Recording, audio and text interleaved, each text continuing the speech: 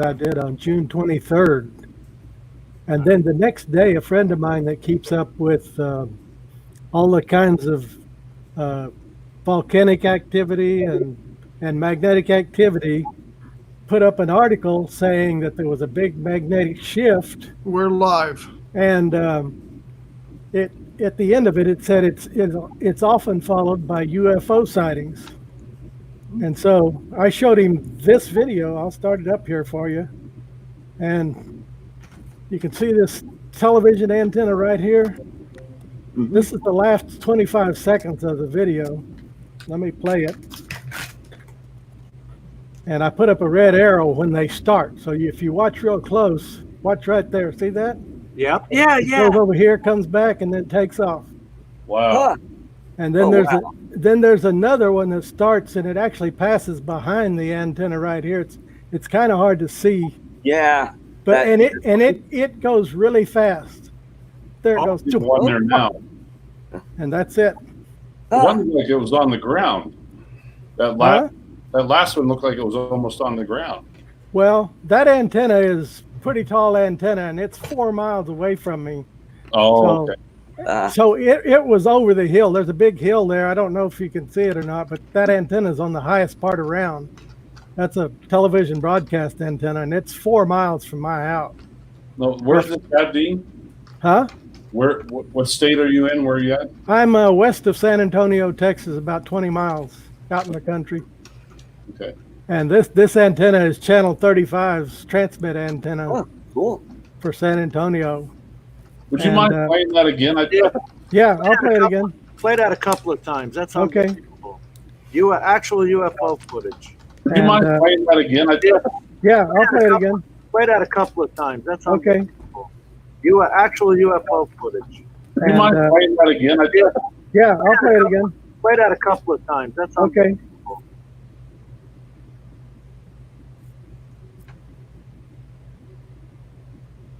Wow. That other one is really fast. Yeah. Yeah. And anyway, my friend encouraged me to make a report to MUFON, the guys that investigate that stuff. Mm-hmm. So I did. I didn't expect anything to come of it, but they asked me to include the unedited video, which was about 2 minutes long. This is just 25 seconds of it. They asked me to send them the unedited video, which I did. I uploaded it. I said, well, that's the last I'll hear from them. About a week later, I got an email saying they had assigned me a case number and they would ask me more information later. And between 3 or 4 emails, they asked me all kinds of information about exactly when it was, how I knew what time it was, where it was, and everything. And they also asked things that weren't relevant since this was a video and I didn't see it live until after I edited the video. They also asked, if it made any noise, if any animals reacted to it, if there was any smell or anything, sound or anything like that, which, being that far away, there wouldn't be any anyway. But they were interested that it was digital video. That part they wanted. But I've gotten lots and lots of airplanes on my time lapses, and about 2 nights before that, I'd gotten a commercial jet that came right across here. And it was moving, 300-400 miles an hour like commercial jets do, and it was just leaving a dotted streak of light, but it was much slower than those guys, even coming straight at me. So I know they were moving fast. So, Dean, what Air Force bases are nearby? There's nothing near me besides San Antonio International Airport, and it's 30 miles away. Carswell or... Nope. San Antonio had only big base San Antonio has. Lackland. Well, Lackland's not in operation anymore. Joint Base San Antonio used to be Kelly. Yeah. But now it's a repair facility for Boeing. They do occasionally have fighter jets come in and refuel going cross country. Yeah. And they have some C-5s that fly out of there for one of the reserves. But that's about the only military planes around here anywhere. And I don't have any normal aircraft ever fly over me, except occasionally a small private plane will come over flying from Hondo, which is 40 miles west, going straight to San Antonio. San Antonio International. But Probably swamp gas. yeah, we don't have any. We don't have any swamps, and we could use some of your rain. We haven't had any rain in quite a while. It's every day. That was the excuse they used in Men in Black. See, swamp gas. Yeah. Well, I've captured a lot of airplanes over the years. I do these time lapses. I've been doing them for years, and those look nothing like any airplane I have ever captured before. Was that a time lapse that we're looking at, or is that just regular time? Yes, it's 2 seconds between frames for roughly an hour. It gives me about 2 minutes of video. Oh, okay. So they weren't really moving as fast as they look because we're watching a time lapse. Well, Now, how do you do your estimation?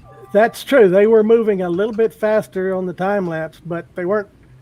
They were moving much slower than a time lapse of a commercial jet. Okay. I mean, they were moving faster than the time lapse on the commercial jet. The commercial jet's much slower. But this video that you're showing us now, what was? Did you slow it down, speed it up? It started out as a time lapse. This is Correct. the time. This is the time lapse video. lapse. It's Okay, so it's actually a motion lapse from my Osmo Pocket. If you look at these trees right here and this telephone pole, you'll see them rotating slowly to the left because my Osmo Pocket was turning slowly to the right at the whole time it was doing it. Watch them. You'll see them move real slow. See them? Yeah, I see The that. whole landscape's moving because my Osmo Pocket is moving. Well, that's a sharp turn. Either Yeah, way. two of them. But if you're one frame every two seconds, Yes, did you say? yes. So that's 15. That's Yeah, instead of 30, it's 15, right? Per second. Well, no one frame every 2 seconds means that 1 second of video is 60 seconds. 60. No. Six- It's one picture, a snapshot every 2 seconds.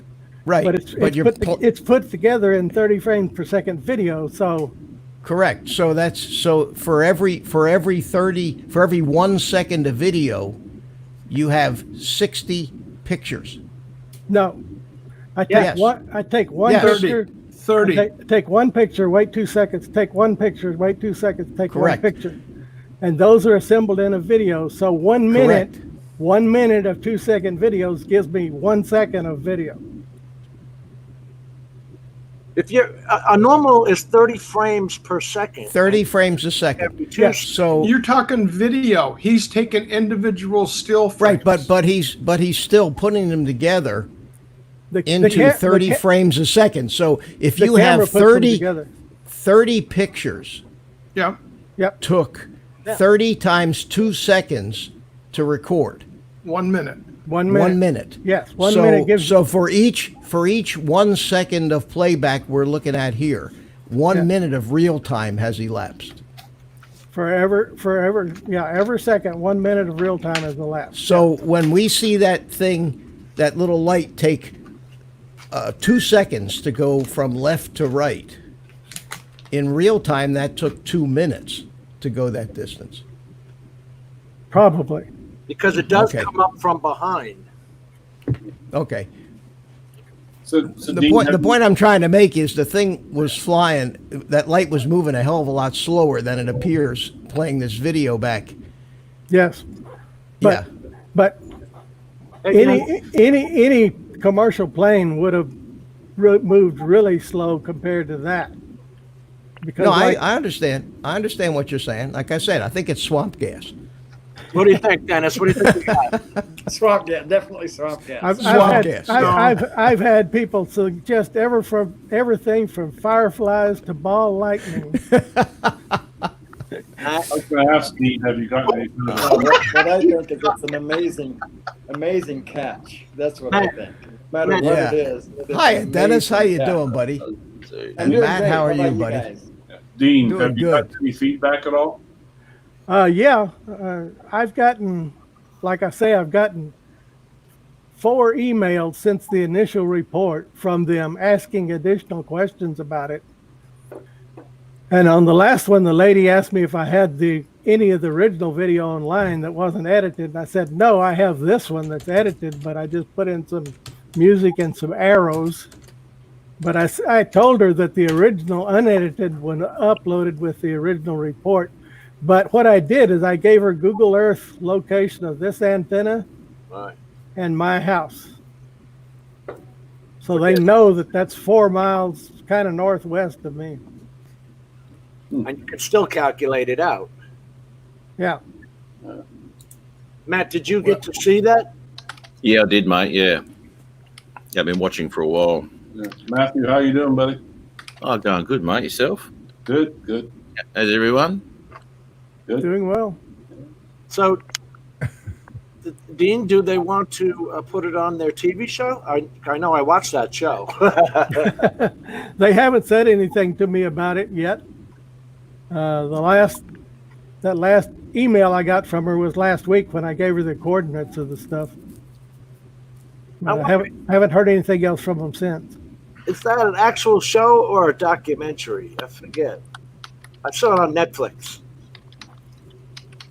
I just caught their latest MUFON. What was it? You know, America's Secrets and all that. Oh my God, America's Book of Secrets. You wouldn't believe what they call secrets.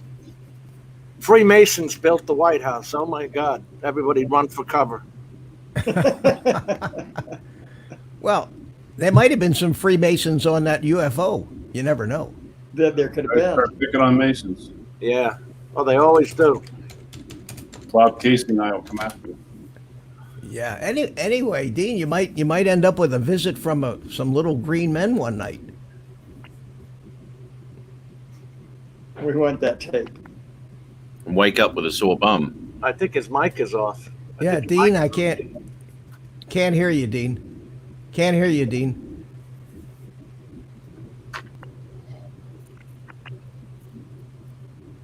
No, your audio's gone. Now that usually happens between me and Ron, where I have to jump out and come back in. I don't hear him either. Yeah. He was fine a second ago. Yeah. See, that's what happens when you try to out the little green men. They disconnect you. They mute you. That's it. Are you back, Dean? Tell their secrets. No, he still can't hear. Maybe his microphone No. is affected by swamp gas. What do you think? Swamp gas, yeah. Should be Yeah. back now. There you go. Dennis, you remember the Men in Black? Remember that was the Oh, I do. excuse they Of gave course, yes. to people. Swamp gas. Will Smith and Yeah. Jeez. Tommy Lee Jones. They made 3 of them. Yeah. they did. The They first were one all was the good. best. They were all good too.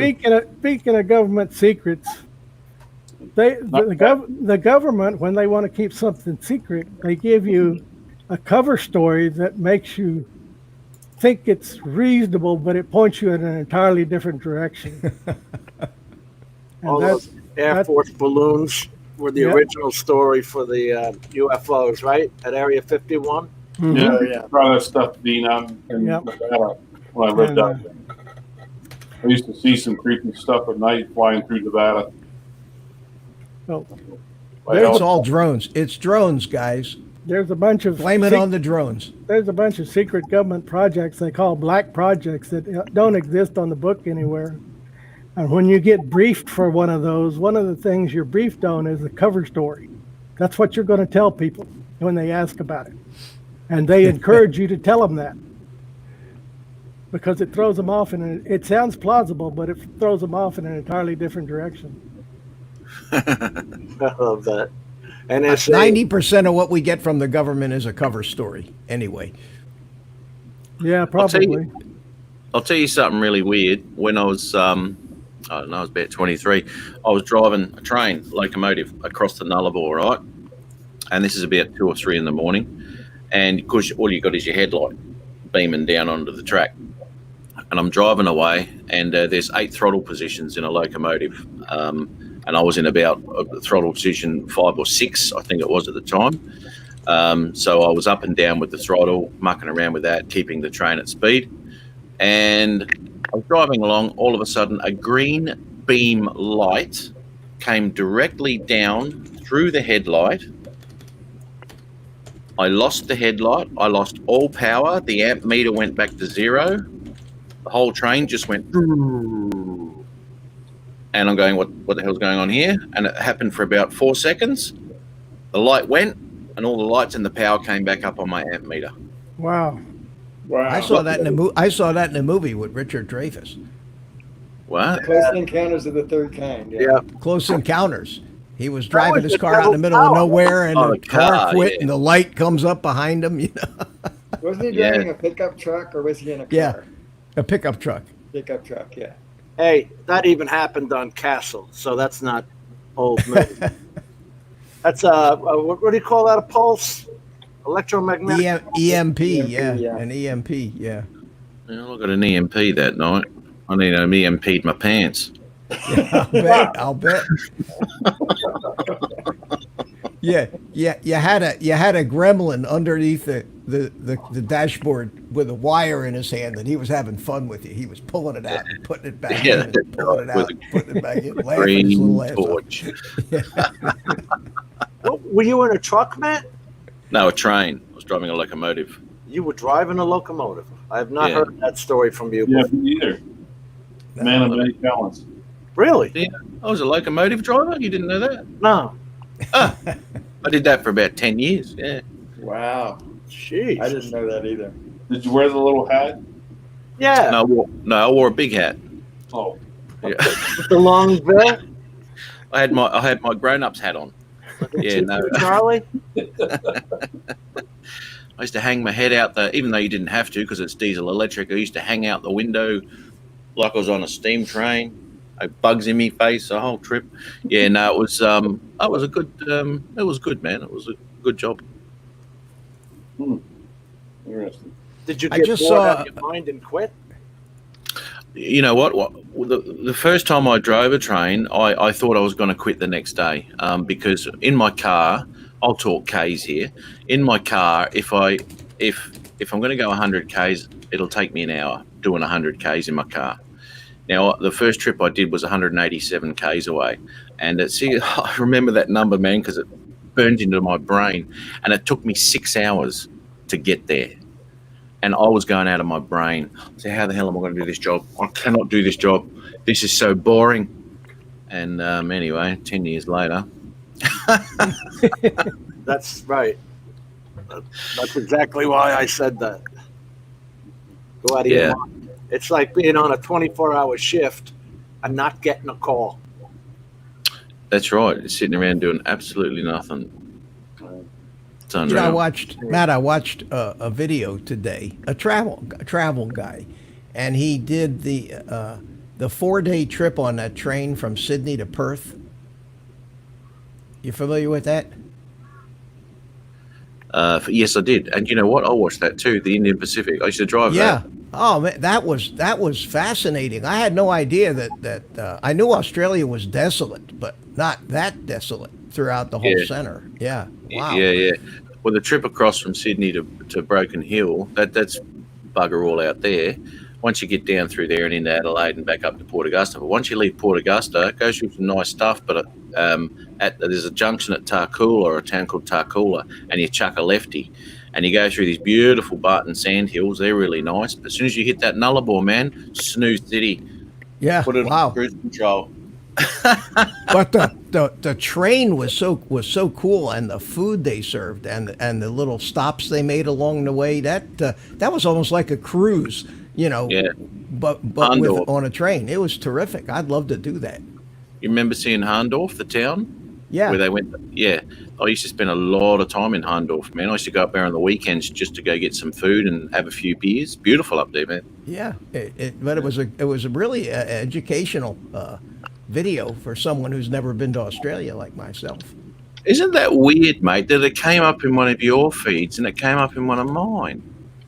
Oh, it just did. Yeah, it came up, and I don't know why, because I hadn't been watching any train Neither. videos. Of course, once you watch one of those things, the train, next thing you know, your whole feed is full train videos. Yeah, well, I never watched a train video on YouTube. Maybe That's he weird, bought some. man. Maybe he might have bought some advertising. You know, you can. I think you can pay YouTube. I don't know how, but I think there's a way you can actually pay for recommendations with YouTube. So maybe he put a little money into it. Who knows? Anyway, it's funny that we both had the same feed, but it was a great video. It was. I enjoyed the hell out of it. It was like less than 20 minutes, the whole video, but. That's Why right. why is Mars talking about the Northern Lights? Can you see them from Australia? No. Depends how much you've drunk, really. Is that because your story said you had green lights coming down? Yeah, but it was one green light beam straight through the headlight. It was weird. Yeah, we get min lights out here, where there'll be bowls of light flying around. You see them out on the Nullarbor. Strangest thing ever. What's the Nullarbor? Nullarbor. Oh, it's a desert. It goes from let's just say Like after. the Saharan Desert, or No, it's flat as it's flat as, mate. And that's where the longest piece of straight rail line is, on the Nullarbor. And you would have seen that on that. I did. They mentioned the fact that it was like it was either the longest, straightest run of train track in the world or in Australia, one or the other. I know they mentioned that fact. Yeah, in the world, it's the longest straight. It's 500 odd Ks, which is 500K. That's right. I remember that. Yeah, 350 miles. Matt, yeah, mate. subject I wanted to bring up tonight, and your name came into mind. I talked to Jim about this earlier tonight. I'd be interested in everybody's feedback, yours in particular, just because I know you put so much time into it.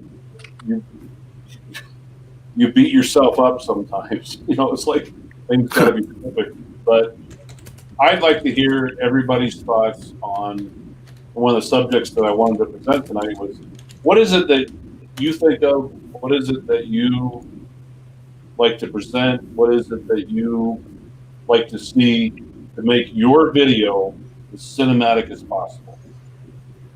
What goes through your mind? How do you talk about the music? Right. You know, Music. Sorry. My number one thing, I don't do anything until I have the right music. right. That is crazy. I don't try to make mine cinematic where you kind of blur things together. I try to make mine as sharp as possible. Right. But I do pick music that kind of fits what I'm doing. Right. Hey, Hey, Rodney. who Yes, got it kicked does. off? Yeah. There goes the neighborhood. Yep. Hey, South Dakota. Just a second. So what do you do, Matt? I mean, tell me what goes through your head. I mean, like you and Kenny, and I like Kenny's stuff. You know, dude, phenomenal. Tell us about what goes through your head. What do you like to do? What I do, I like golden hour, especially in the mornings, because mornings are usually the stillest. And when you come to reflective surfaces like water and all that sort of stuff, I want that reflection. As soon as you get a bit of wind over it, you don't get the same effect. Forgive me for interrupting. That fog and that reflection you did the other morning on that last video, dude, outstanding. It's like a mirror. I was very surprised that there was no wind, mate. It was fantastic. And I actually went out again yesterday morning because I knew there was going to be mist. This time of year, we get mist over water all the time. And I went out yesterday, and I'll tell you what, you know, I don't want to be stupid or anything, but man, did I get some footage out of that. Stunning stuff. But anyway, so I look for golden hour. Obviously, I like to look for sunrises with a little bit of cloud. Clear sunrises are okay, but a little bit of cloud, you can get beams of light coming out of them and all sorts of stuff, which makes that very interesting too. Hello, Matt, Dennis, Dean, Rodney, how are you? Ron, Jim, Well, Mitch. I see Mitch got booted out. Mitch. Oh, he did too. Right. No, we're switching in and out. Uh, You're all going to get the boot. As we so go. so you can't have 10. You can't have up to 10 people on the screen. You can only have 6 at a time. But you I'm can not, have. I'm not a paid personality. Rodney, if you get a paid subscription, Oh, now you're okay. supposed to be able to have 10. Yeah. I have one, and one of these days I'm going to try to get 10 people on, see if it really works. Yeah, I may do that this Saturday. I can't imagine 10 people talking at the same time. We get 6 going sometimes, and it's Yeah, I know, and I mean, I believe the same thing. So, you know, more than 6, and you're going to be really stepping over each other. But hey, they made it, said you can do it, so let's give it a shot, right? the only difference is with Zoom. When someone's talking, they light up green around them, so Right. you kind of know to shut up, let him finish, and then let the next guy talk. Rodney, did you see Drone Bum's latest comment? No. You need to. Let's see. Where is it? I'm trying to find him. But Matt, any particular? Rodney's here. I got to go. Is that the one? That's the one. Bye, Any- Paul. Any particular shots, Matt, that you like? Sorry, mate, I missed that. Missed it. Any particular shots that you like or Missed that again. Missed it. You're cutting out. Really? Yeah. Keep going. You're right.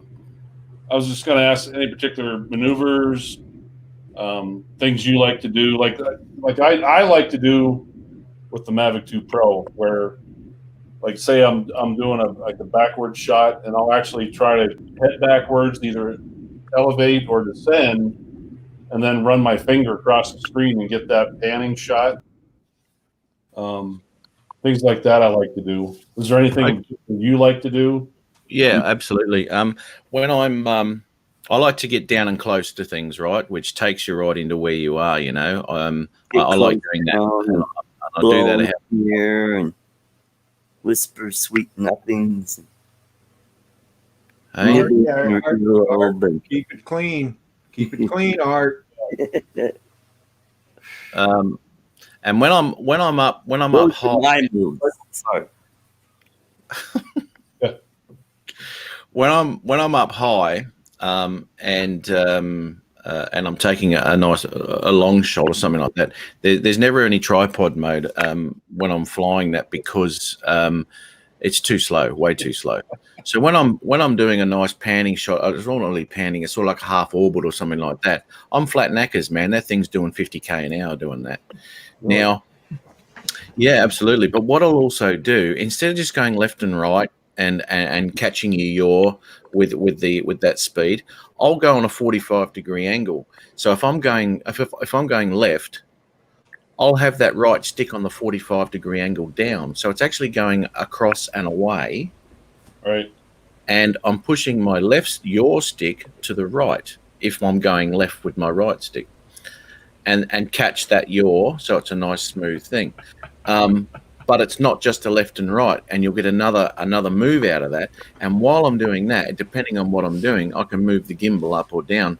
More than likely, it'll be up, as it's sort of more of a reveal thing. But it gives a nicer shot, because you're starting to include, instead of just going left and your vision stops here, as you're going 45-degree angle, your vision starts to open up down the bottom of the screen too. So you come along and you're all of a sudden exposing a beach as well as what you're looking at. I actually Things thought like the stuff that I've looked at of yours, I thought you have been in tripod mode. I mean, do you use it at all? No, Really? I don't like tripod mode, man. It's too slow. I have used it, don't get me wrong, absolutely I've used it, especially if I'm really close through trees or something like that. I'll just be watching it. But Right. but generally, no, I don't use tripod at all. Now, a question to go along with what Ron was asking there, Matt. Now, have you adjusted your gimbal speeds down and also your yaw speeds down in order to reduce the speed? Or you're strictly stick controlling it only? Stick on control. regular. Okay. Yeah, I stick control it because I couldn't be bothered mucking around with those speeds. I do the gimbal, absolutely, right? And it depends on where I am and what I'm shooting. So how I haven't touched the gimbal speed for a long time. I've been happy with where it is at the moment.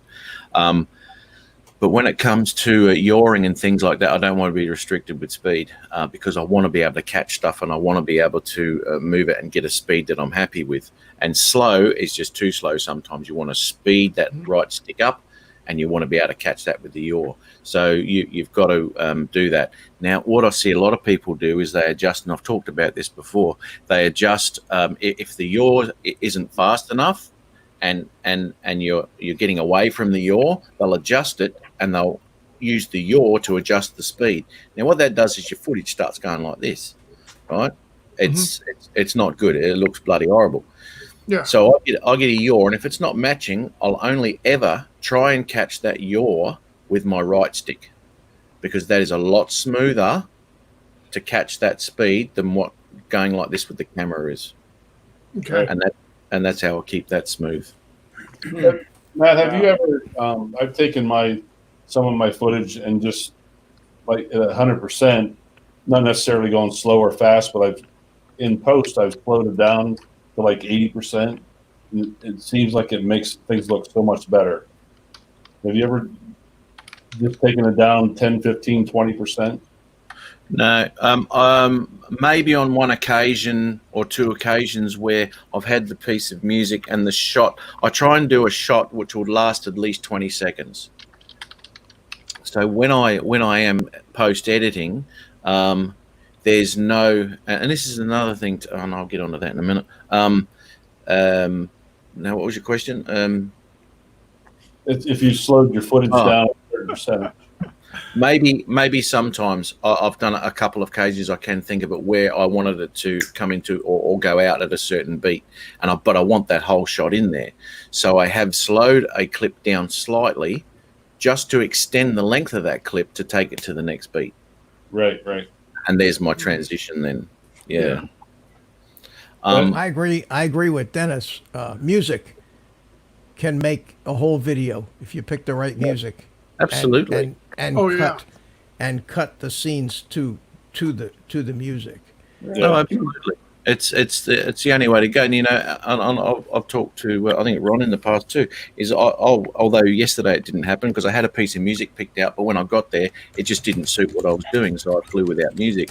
But I'll have earbuds in, and I'll have the music that I've picked for the area because what I do is I go to Google Maps and I look for the areas I want to go to, and then I'll search pictures for that area. So I'll have a look and I'll know what's there. Just like I did at Redcliffe, I knew the pier was there. I knew what it looked like. So when I got there was no fluffing about before the sun came up and wasting time to try and where am I going to have a shot? Where am I going to have a shot? I knew exactly where I was going to go. And that's what I do. That's what I do with that. Yeah.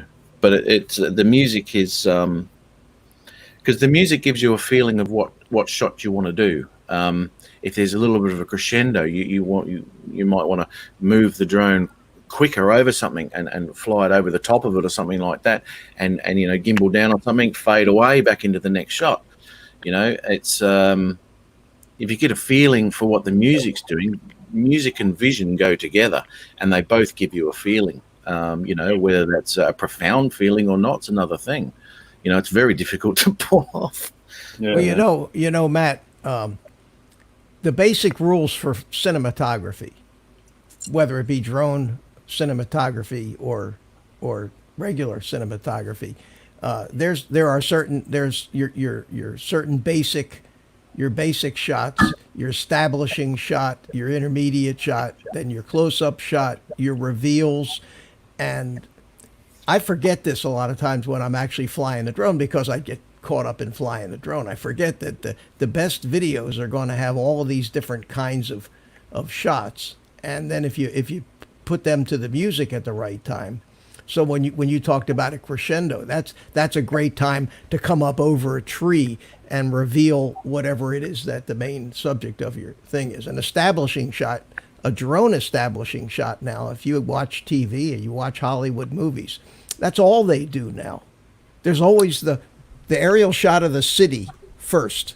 That establishes the location, and then they go boom in right on the building or wherever is the action's going to happen. But I tend to notice that when I'm watching TV, and I find when I watch TV shows, I watch them as a cameraman more so than as somebody just trying to watch the story.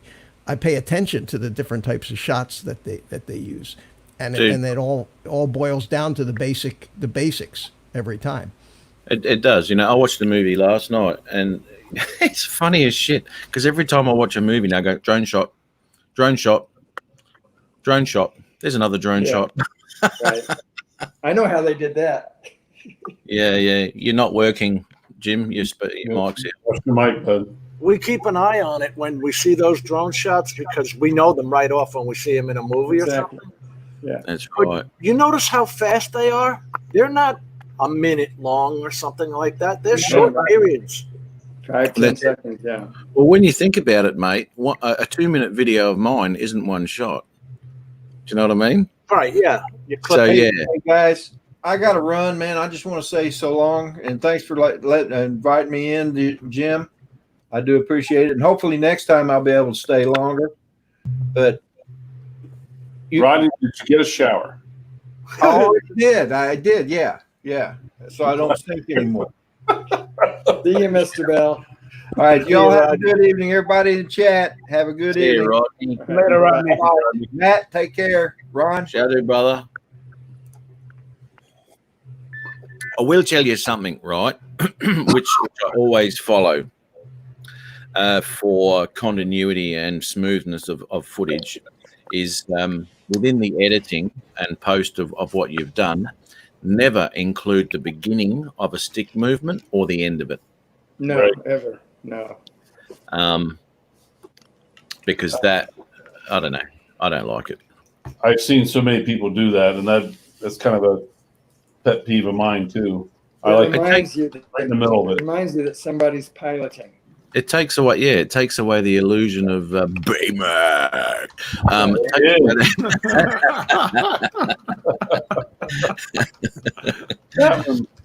Scared the shit out of me. How you doing, buddy? It's not even my name. Ask me when this is empty. Oh, Yeah. okay. Hi, Oh, Jody. yeah, it takes away the illusion of it takes away the fluidness too of the video if it's flowing, and all of a sudden your drone's still, and then all of a sudden it starts to do a shot. Right.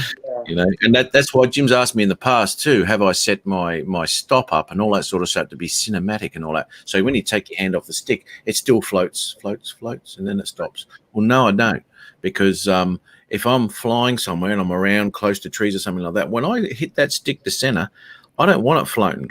I want it to stop, because I'm going to hit that tree. But I know that will not be in my footage. That'll be out in post. You know, Matt, one of the things I did the other day, last weekend, in that one shot, I was literally crawling right beside the edge of the mountain, like probably 10 feet away. And I mean, the shot looked nice going forward, but I wanted to try like a backwards, flying backwards type shot. The only thing is, when in Final Cut Pro, I was able to do the reverse very easy. I hit what is Well, Hey, Dean. Hey, B Mac. Art. it? I don't know what you use, but I use what they call Al will be familiar. So I use what they call optical flow to kind of smooth out that footage, but I still got a little bit of like jitteriness, changing it from a forward to a backward shot. And Al, have you ever experienced that? I've used optical flow, but I think I've only used it when speed up shots, up shots or slow down shots. I'm able to do that, but I don't do it very much. I use a stabilizer. That seems to work very well. Stabilize shots when you're panning and stuff like that. I just noticed not jello, but almost like it's in the wrong frame rate or something. Yeah. It's a little bit. Just like stuttery. Yeah. I know Great, exactly. hey Matt, great job on that video, Mr. That's what I Cinematic. was referring to. Yeah. Matt did a great job The mirror light. Oh, dude, the whole video was pretty good, dude. Really good. Beautiful Especially for editing D-Log M footage, which is really tough. Yeah. I love it. I love it. I'm flying in D-Log all the bloody time. It's fantastic. I was talking about it the other night with Adrian too.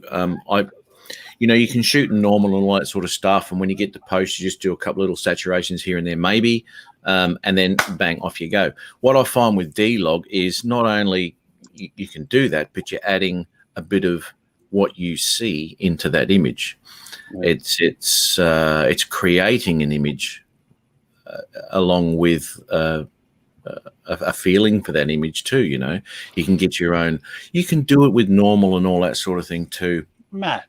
to a point. Yeah, Normal's a little bit contrasty when you It use is. normal. It's Yeah. I was going to say that with D-Log, aren't you going to get kind of like a picture that's not true to life, or is it something you're actually trying to create?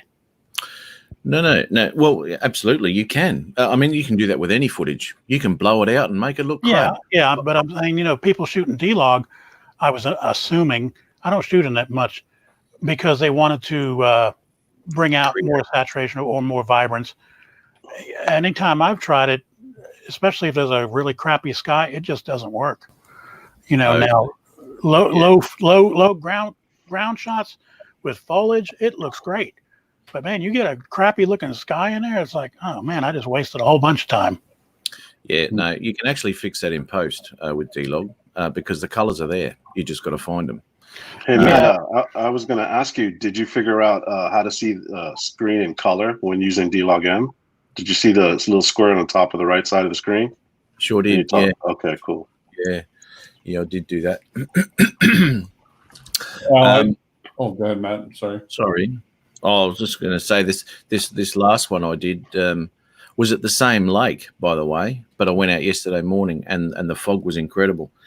Absolutely incredible. And I've got a lot of low stuff in there and all sorts of shit. And you know what? To be quite happy, I'm so freaking happy with D-Log and what I can do with it in post. Meh.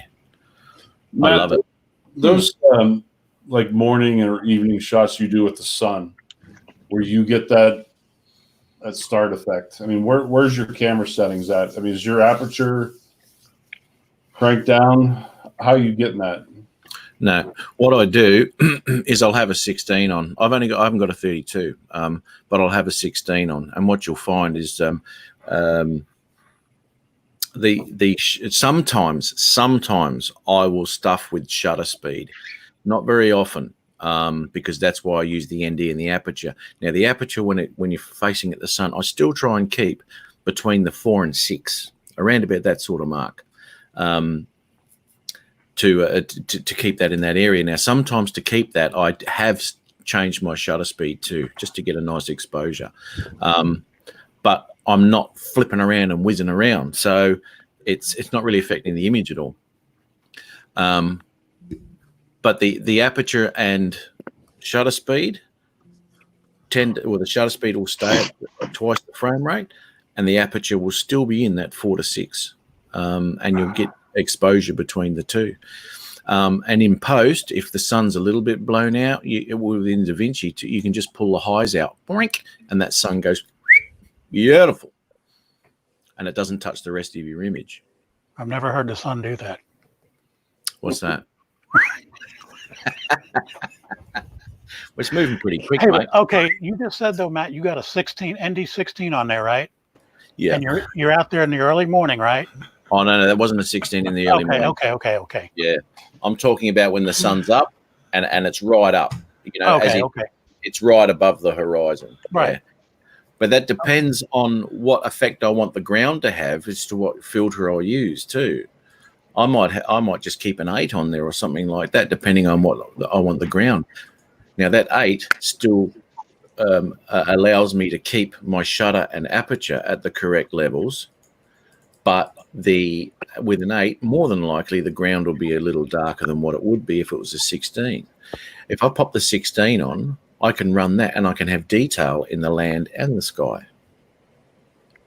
Wow, I would think it would be too much, but that's interesting.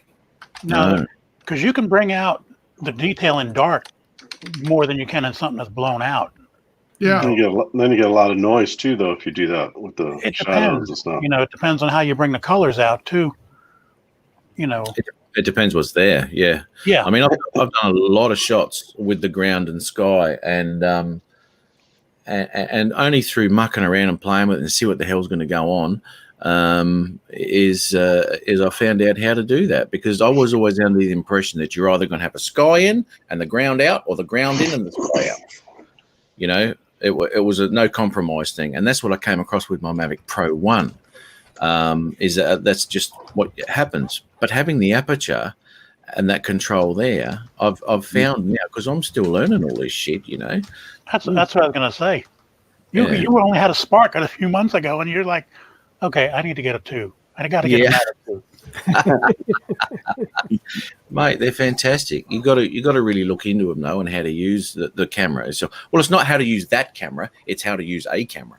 With aperture and all that sort of stuff. And once you can sort of understand all that sort of stuff, you can, I get that now. I get that, and then you go out and you try it. There's all sorts, man. There's all sorts of different effects and stuff like that you can do with aperture. Matt, all morning shots? You never do evening shots? Yeah, I do. Well, that lake was an evening. Was it? Okay. Oh, cool. Yeah, that was. I just went up there for something to do. I had 6 batteries to burn, so I went up there, and when I took off, I didn't even go over the dam. I was right down the bottom, and I took off, went over the dam, and I looked at it. I went, "Oh, you got to be kidding me!" That was sensational. I like some of that lens glare that you get too. Those lens, or that's the right word I'm looking at. Almost like it's like a little glare, a little spot that you'll get, but I just feel that it gives that cinematic look as well.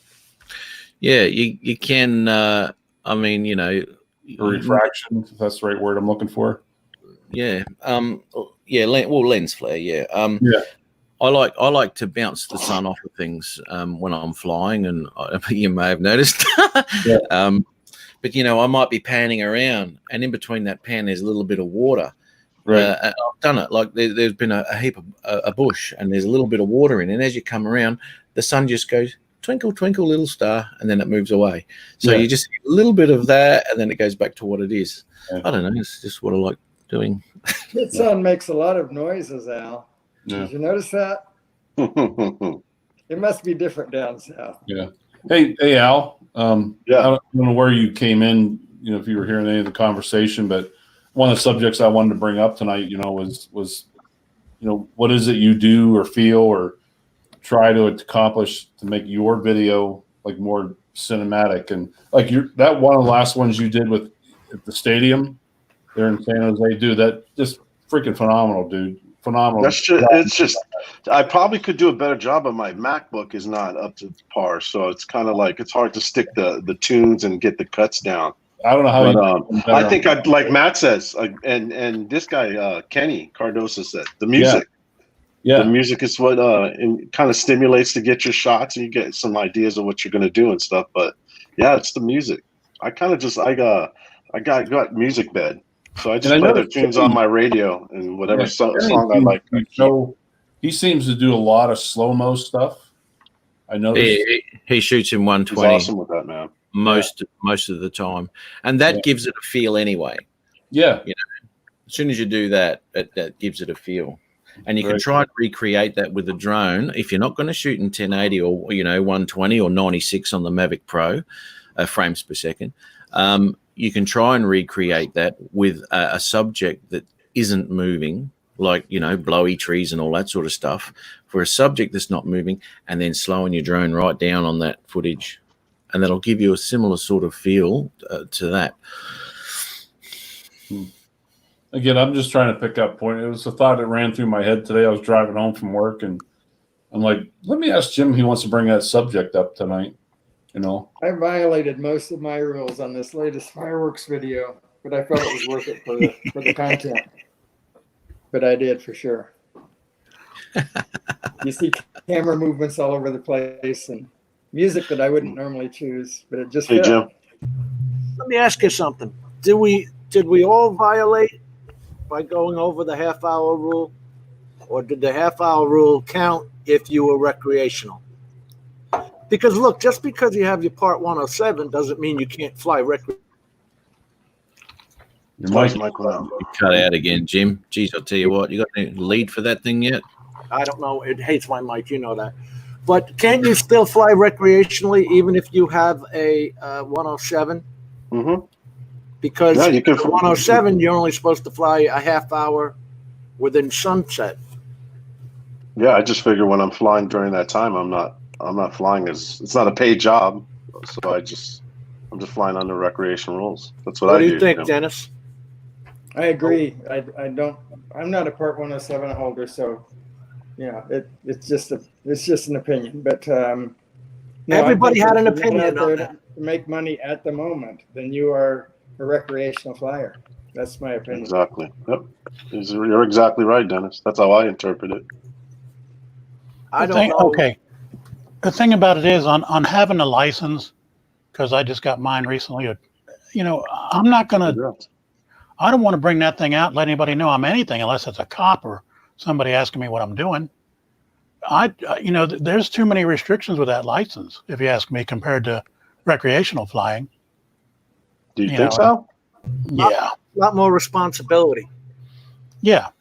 Because now you can't use any excuse. You know the rules. You know the rules.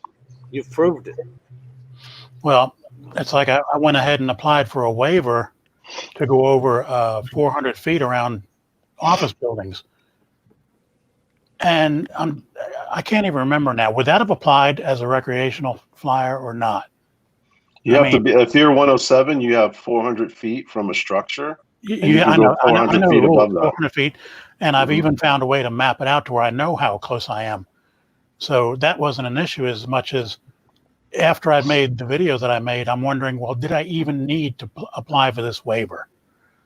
And they wanted a reason. I just told them I'd survey, that kind of stuff. But the whole point of it is, as a recreational flyer, if I followed the rules of going 400 to 400, would I've even need to have applied for a waiver or not, I think it depends on the airspace you're in. I just got an authorization to fly less than a mile from a Class C airport for a job. Yeah, this is not near any. The closest thing I got is a heliport, and that's it's nothing. Yeah, if it's Class G, I think you're good to go. And that's what I'm saying. I keep thinking, well, I spent all this time on this license, and it's like, well, what is this really getting me? Other than the fact that if anybody confronts me, I'm going to have that to whip out on them and stuff. But other than that, it's just like, this is more, after I read everything, there's more restrictions to having that thing than not. I wouldn't have need to apply for a waiver under recreational as long as I flew 400 to 400. Yeah. 400. Are you, Brian? Hmm? You have your 107? Yeah. Okay. So you 107 Part 107 holders. I've heard both ways. I've heard that they changed the rules on what AGL really means. And if you're recreational, then it's no longer true that you can go 400 feet above a tall building. I'll just say a tall building. You know what I'm talking about. Yeah. Is that the case, that a recreational flyer can no longer fly above a tall building? That's what I've heard. If you're a rec pilot, you can't fly. You can't. That rule doesn't. That's what I'm looking for, because I can't remember. I don't remember seeing in the rules for recreation that you could or couldn't. You just had so many. That's why. In fact, I don't know that there are any real rules above, other than what AGL means, that apply to recreational flyers.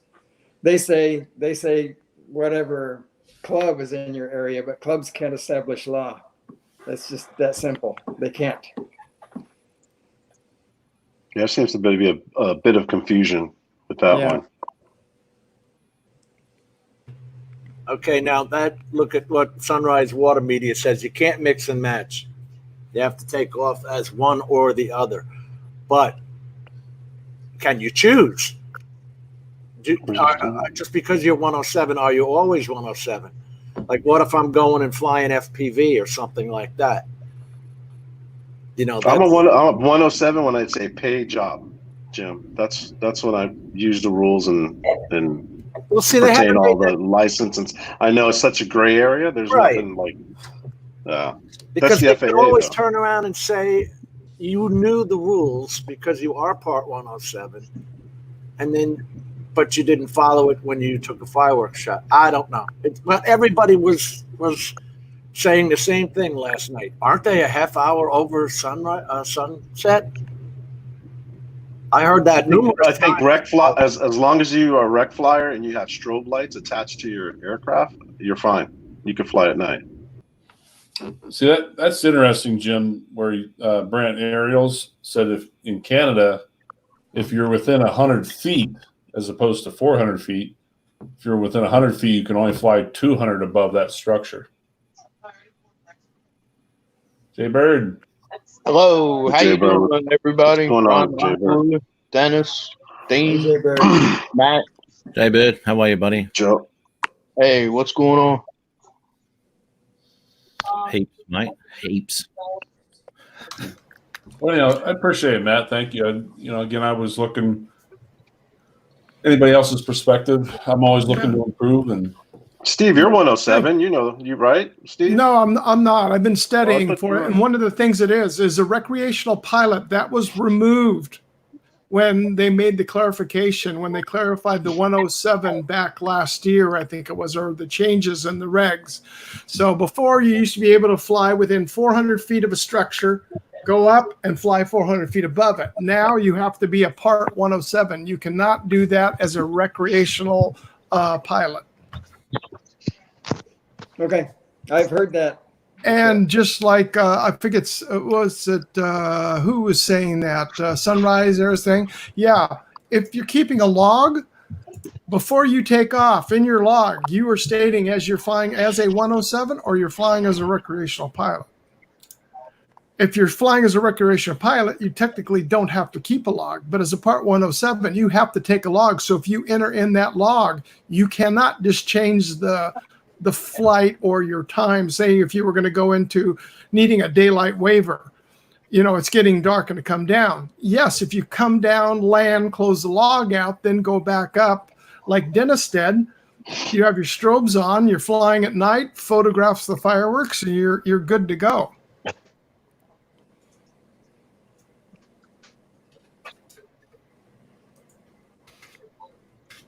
That's what I pulled out of my studying. When you're taking a test, Steve? Not for a while. I've just got too much going on after my mom passed away and just kind of catch up with work and everything else going on. It's just, that's one of the least, that's the taking a point from like being here on the list to here. I just want to tell Adrian and Bob Casey, I sent you both an email with each other's address. And as a programming note, there's 10 people in the waiting room now in this. Wow. wow. It actually tells you when it comes up with a note that says people are trying to get in, but you have no room. Well, Yeah, I got that wife- message. It My was wife packed. will be calling absolutely any minute, Jim. So if you'd like me to free up a spot.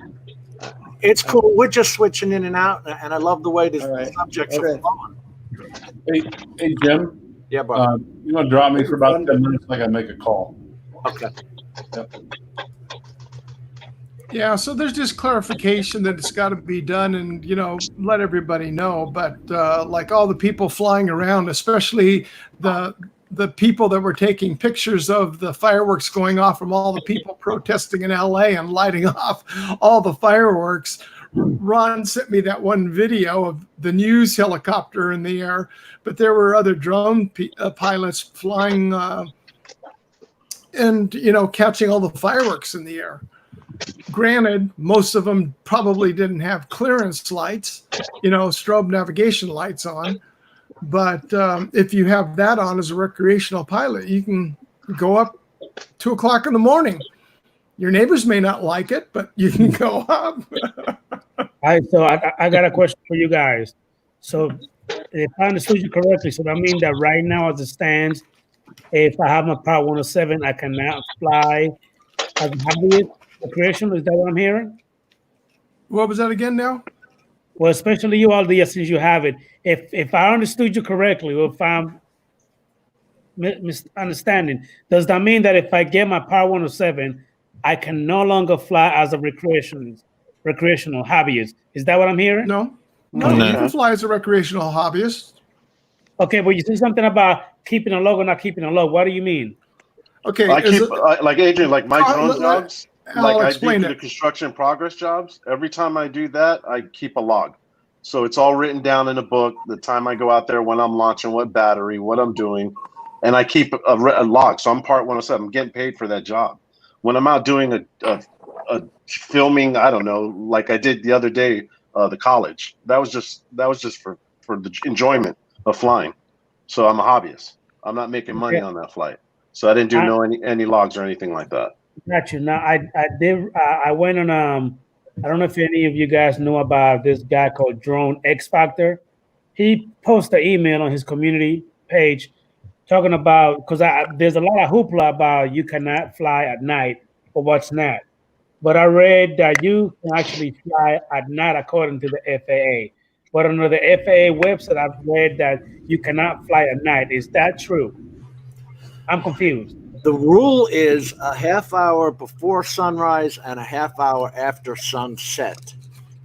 That is the rule. Now, is that every state? From there. As if you, as long as you have your drone has strobe lights on it. I thought you could fly at night as a recreational pilot. I thought so too. I'm pretty sure a waiver for 107s.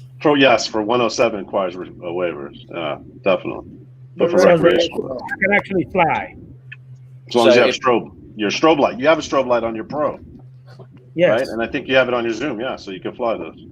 Hang on, that's a little bit conflicting because we're getting people saying half hour before and after can't fly at night, and if you've got a strobe you can fly. So I don't know, what is it?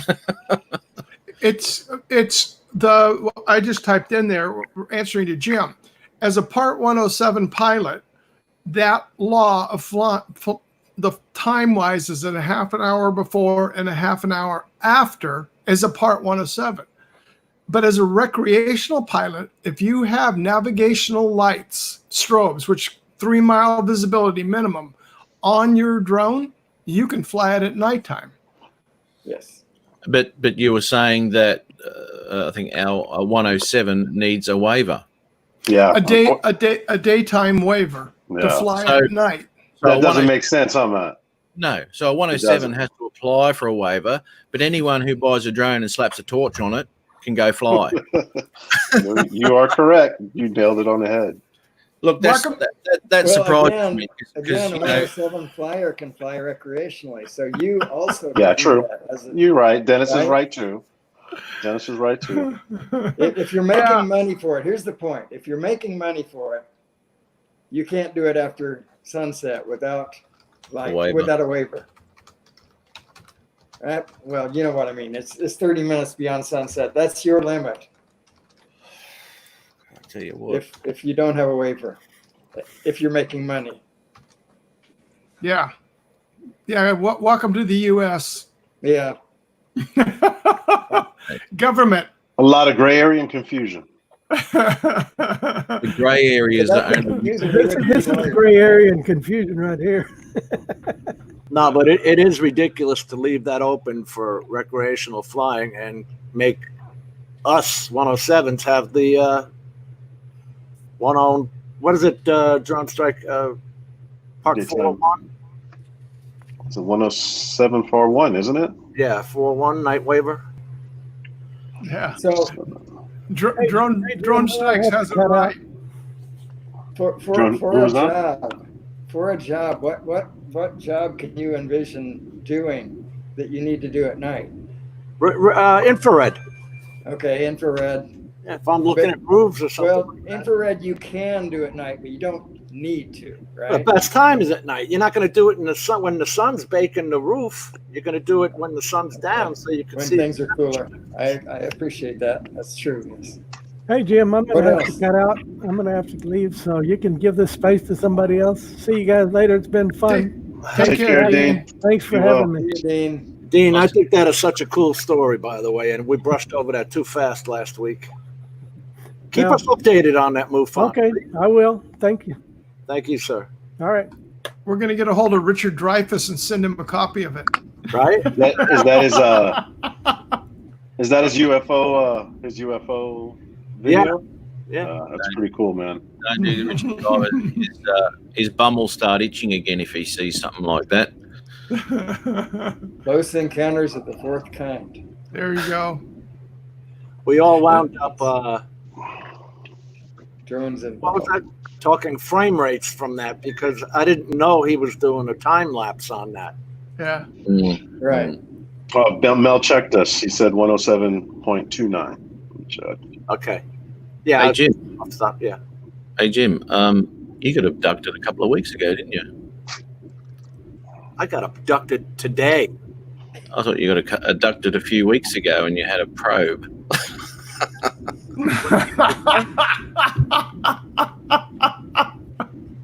And they use night vision for it. They describe themselves as doctors. Hey, Jim. Yeah. It went like this. And when they'd finished, it went like this. Yes, sir. You're damn right. Loves to hear. Hey, Matt. Hey, Matt, right in the wanker. There it is. I saw that. They got their money from me. How long is it going to take to get back in your hands? I don't know. According to them, they're going to forward it to their repair department. I guess they'll start working. Don't get me started, because what were the pictures of that broken apart drone from then? Okay, so don't start then. You know what I'm saying? I called again today. I was on the phone. I got nowhere. You go round and round. Well, Jim, I don't know the details of your story, but I do know as a general rule, DJI support does not send your drone back to you.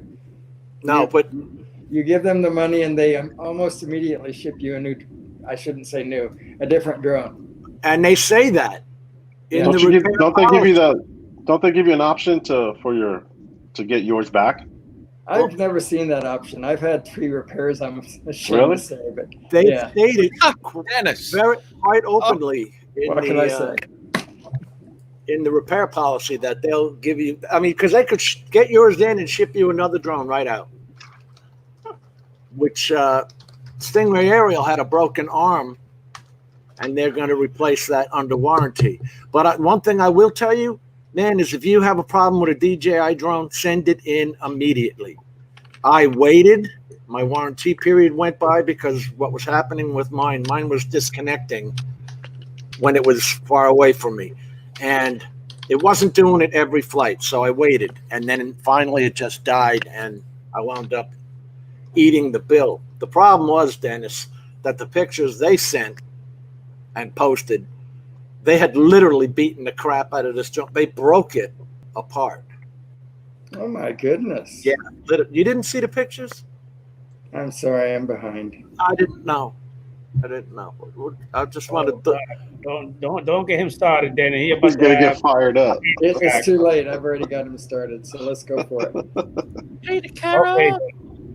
Switch yourself. When he starts screaming, then you can't shut him up. Hey, Jim. Jim. Yeah. By the way, buddy, that porn stash looking good today. Yes. That's the Boys to Men flavor number 27. You damn right. What else? It doesn't matter. This is the Logitech Brio camera. It decides what color you're going to be on any day of the week. You're not red today, dude. Right? You're a nice pale grey. Worst camera in the world. I actually have the C922E in the house. I don't know why they changed numbers. You give that one to your missus, and then you can grab the one down there. I actually did. I should have given her the Brio. The only reason I bought it was for the long term. Oh, here's the one I wanted to show Dennis. What am I looking at? What is this? This is the Matrice 210. Oh, okay. And this is what the the power port department here. Oh, okay. They broke the switch off, and this is where the batteries go on. Wow. They just broke this. It looks like they literally broke it apart with a screwdriver. Good heavens. Let's It's even see. cracked down there on the right-hand side stuff. That's Yeah. And when you, let me see if I can just show that one.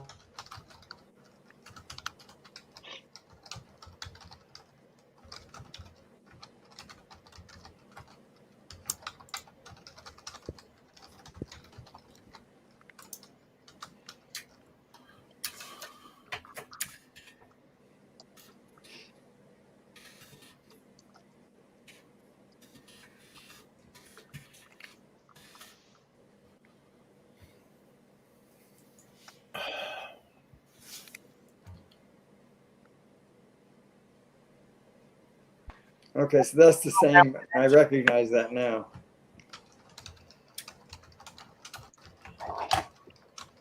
That's the condition they got it in. And the reason it went in was because, as you can see here, it says cannot fly and doesn't show anything for batteries.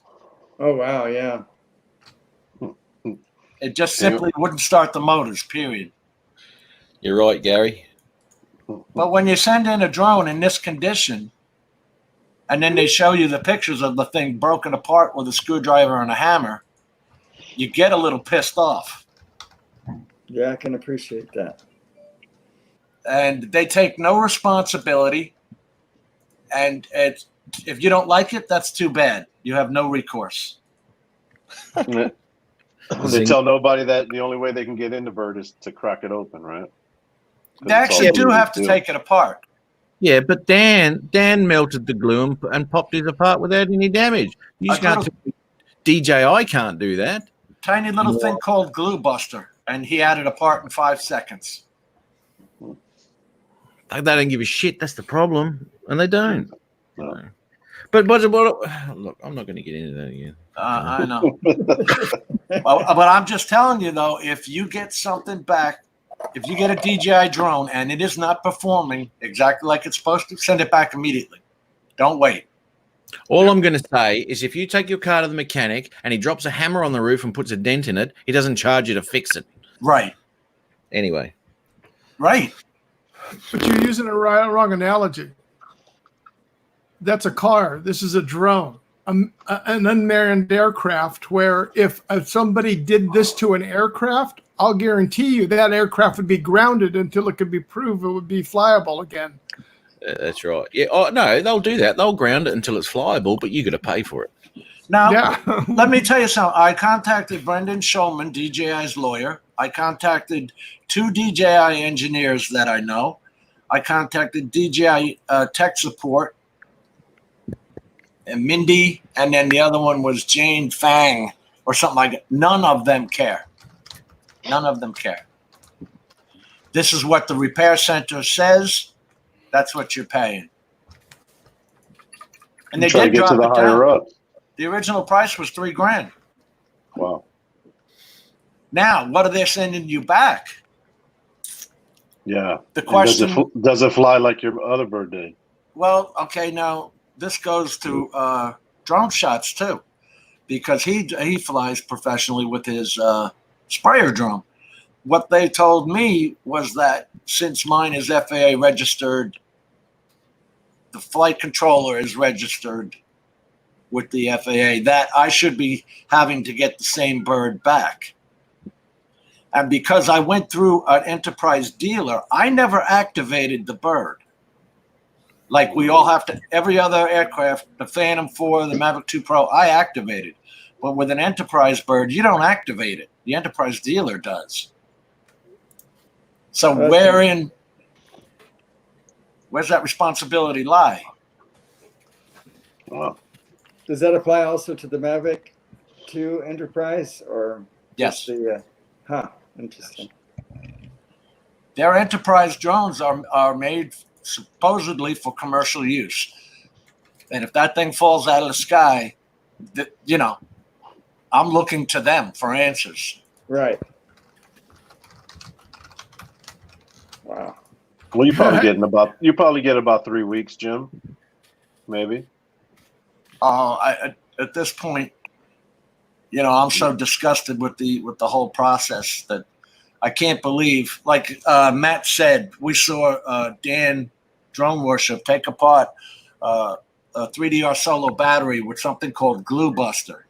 He just went around it, opened it up like this, and DJI claims that they had to take it apart because it's sealed, because it's weather resistant. It's IP43.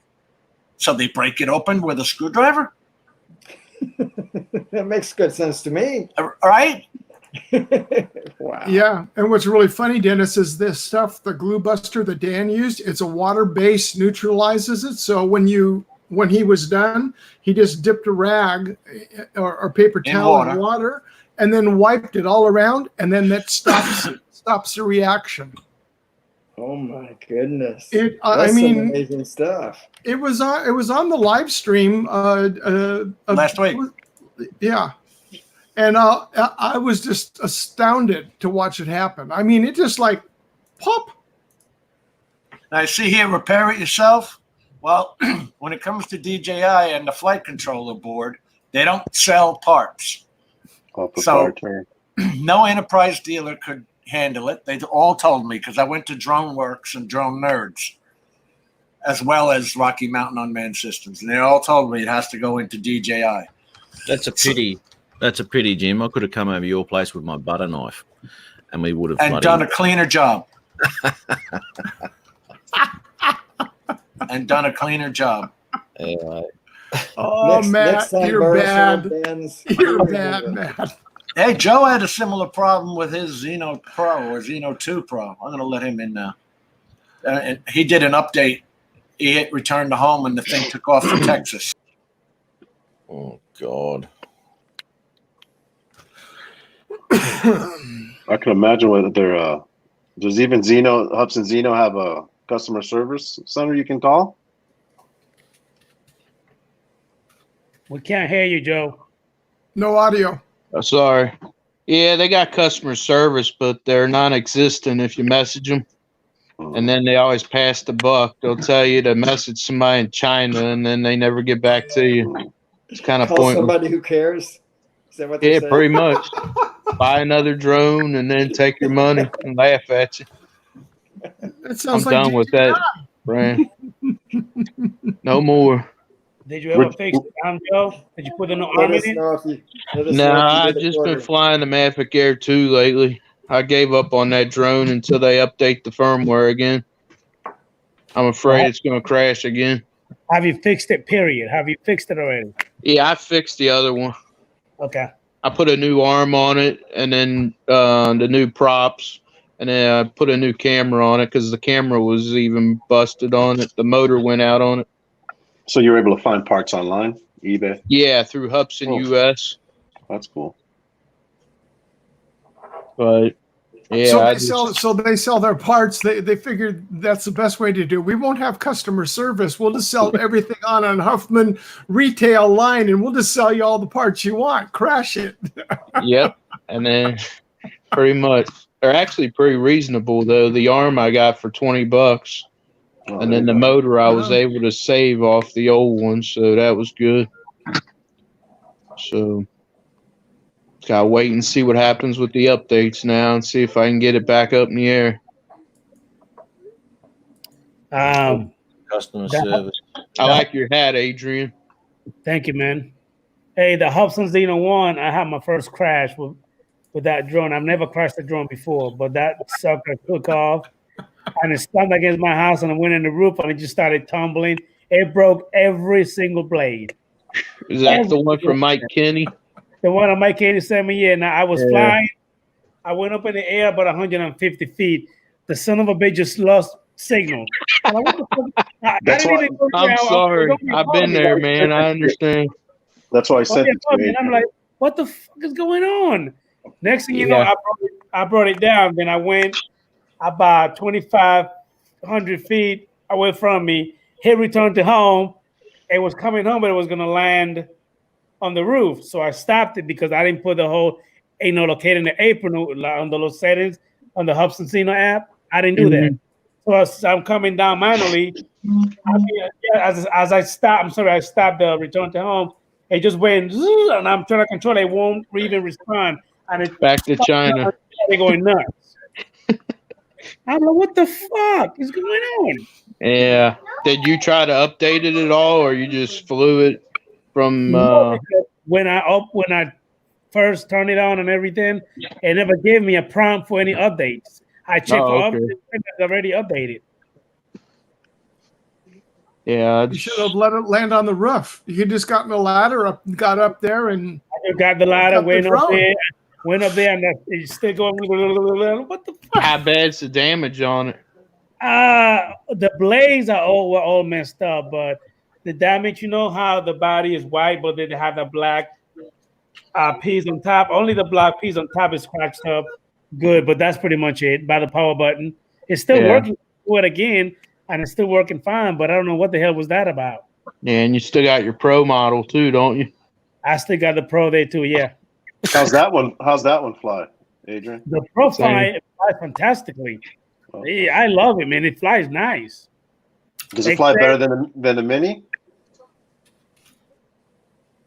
No. There's a pause on that one. Hell no. Hell no. It's just that when you ask me that, I was like, wait a minute. I'm like, no. First of all, when you take up on the Zino AUS, it start doing this. Left, right, toilet bowl. No, yeah. That sucks. Well, you know what, Adrian? You know what? And I'm a firm believer in this. If you lose connection or you do anything like that and your drone's not really behaving itself, never push that return to home button. Ever. Hey, great tip. You know what, Matt? I don't even know what the hell I was thinking. I would just like, what the fuck is going on? Like, what? And then after it crashed, I took another battery, pop it in, took it and fly it, did the whole setting for the apron. The apron, I guess, is for the landing pad. Yeah. Flew it out, did the return to home, and it landed perfectly on the freaking landing pad. After it crashed, it was working fine. I'm like, what the? I would just some sense into it. Yeah, the Evo controller has the RTH button right next to the left thumbstick. So if you have big hands, you're gonna hit it. You're gonna hit the RTH button. So I'm constantly hitting the RTH button. Then I'm trying to hit it again to pause it, but there's a pause button on the other side of the controller. Oh, really? So different, dude. Yeah, I'm so different. You just touch. Hey, that remote. So different. It does it. A pause button on the other side? Yeah, the buttons, the controller. Yeah, I'm not too happy with the controller. And your drone going, I am coming home, Mong. Hey, Aldias, to be honest with you, that sounds like a shitty design. The controls are shitty. The camera and the drone, drone doesn't fly like the Mavic 2s. I mean, DJ is on top of that stuff, but it's going to slowly get close to that. So you got to customize it and kind of like get used to it. But man, the controller sucks. Yeah. Because I heard you saying that when you go forward, it goes like this, then it stops, then it goes like that. Yeah.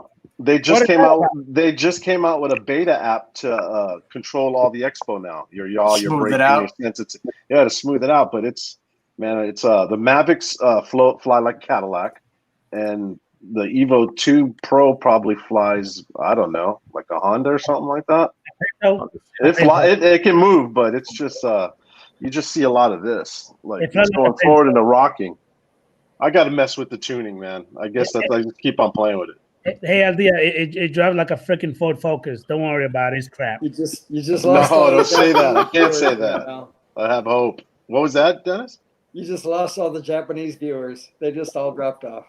I tell you what, Al, I've seen some footage from that Evo, and it looks pretty decent, dude. I think the footage is great, man. It's probably a little bit more saturated and a little bit more sharpening on it than the Mavic or Mavic 2 Pros. Now within the camera settings of that, you got the 6K one, yeah.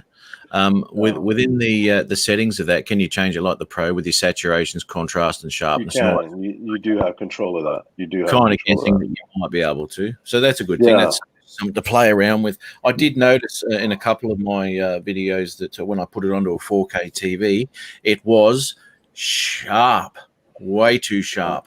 Too sharp. Yeah, dude. What's your? Are you going zeros or on your? My sharpness is on Pro zero. Zeros? Yeah. I've got my contrast at 2 because that takes away any of the muddiness, and I've got my saturation on 0 too. So my contrast is at +2. Because if I find that if it goes any lower than that, and it was the same with the Pro 1 too. The first time I got a Pro 1, I was so unhappy with the picture, I was just about to throw it into the bin. I didn't know, and I changed the contrast, and all of a sudden, bam! There's my picture. Now I did the same with the Pro 2. That was set at -1 when I got it, and the picture was muddy, hazy. Well, not hazy, just it looked terrible. So I get rid of that contrast and I pump it up. And that can be changed in post again, but very happy with the contrast. Now I don't know what's yours set at. Mine for the Pro, mine is set it was at +100. But remember you were talking about that Alizale, the like straight poles or trees, they kind of get that shimmer to it. So I've never gone minus because I know in the Mavic 1 when I had the Mavic Pro, if you go minus, there's it gets mucky. The picture, the image is like a denoise setting in it or something like that. In the Mavic Pros. The Mavic Pros? Yeah, in the contrast. The Mavic Pros. No, sharpening. Yeah. Sharp. Oh, okay, right. Okay. Because I found that with the contrast too. If you go too far to the left, it's no good. Is it possible too sharp? Yes, mate. Oh, yes, mate.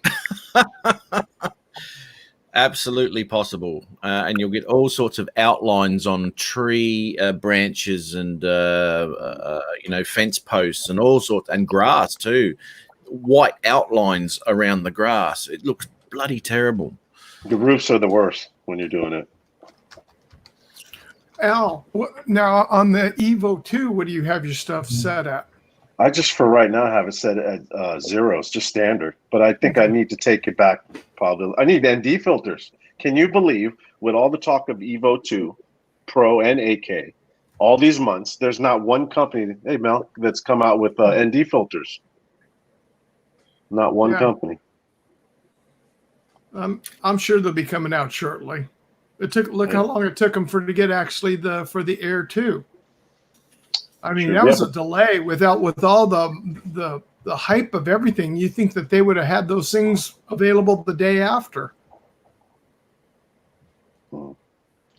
Yeah, but the Air 2s came with ND filters, didn't they? Oh yeah, a 16, 64, and 256. Oh. Mel. Hey Mel. Hi Mel. What's shaking, guys? Now your audio's on. Everything when I run, that's what's shaking, Mel. I'm gonna say this. I'm just gonna throw this out there because I'm that kind of guy, and it scares everybody. Okay, I'm ashamed of all you guys. Oh, are you? I'm a good.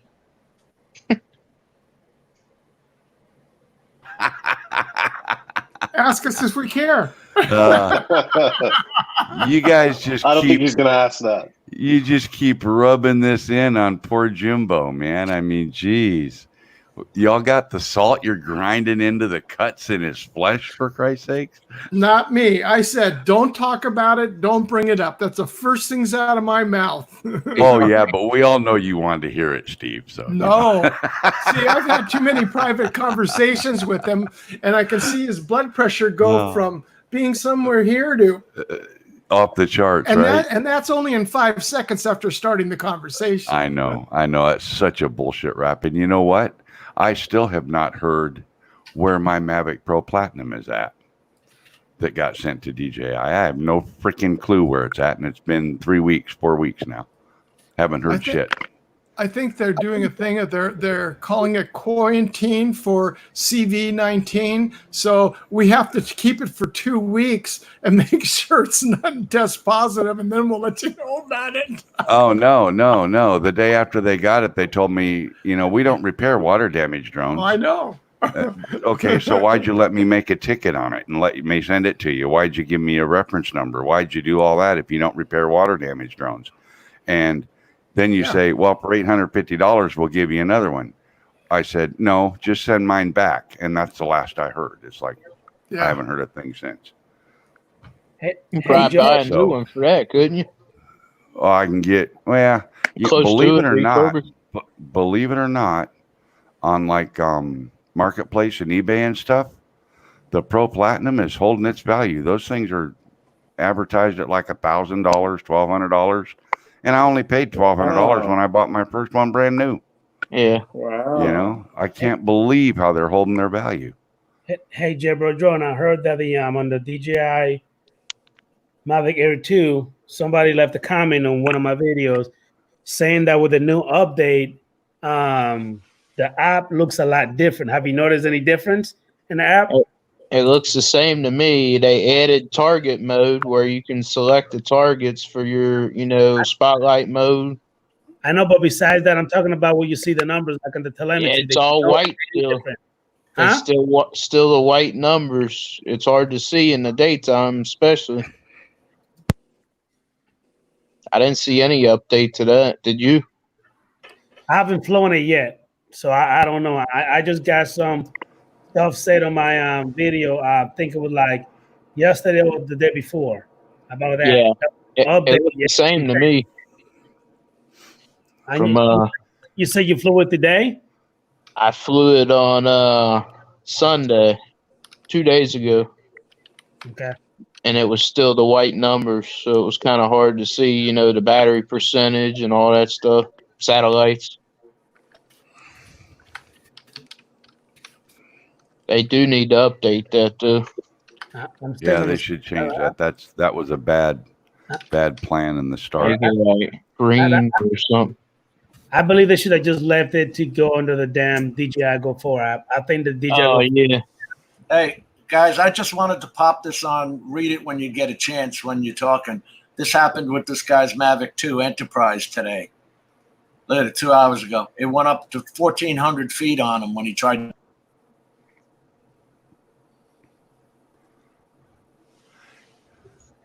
Yeah, Curtis, send it. I'll show it. Sure. Was Adrian flying it? What, man? I'm reading. Don't distract me. This is going to take a while.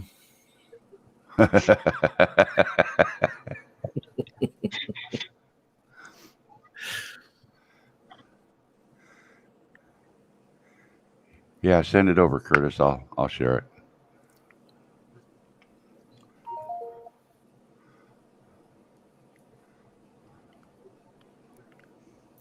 So I got the bike in the garage, guys.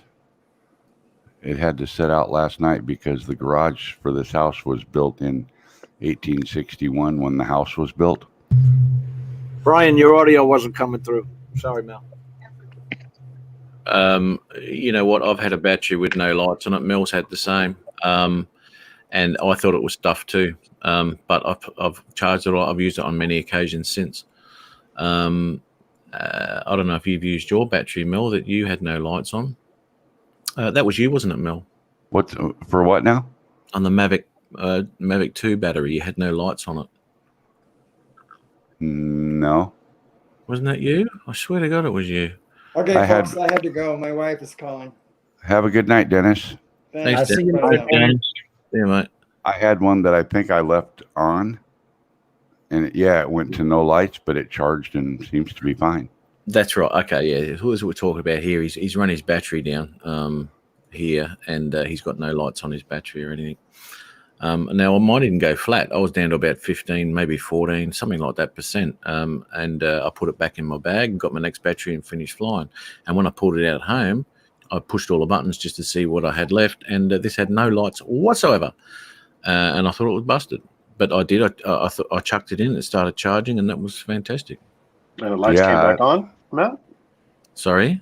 The lights came back on, you said? There were no lights, and then when you charged it, the lights came back on? Yeah, it started charging like it does. No.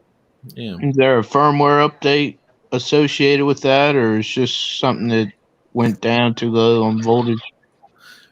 Just something that happened. It looked like the battery had zero, absolutely nothing in it. Well, I know I flew it with at least, as I said, 49% still in there. Oh, okay. Okay, you guys want to see this thing Curtis is sharing? Sure. Share screen. I believe it's going to be, nope. How about screen number 1? There it is. Okay.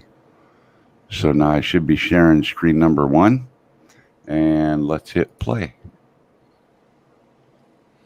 So Curtis, talk in chat. What's your question?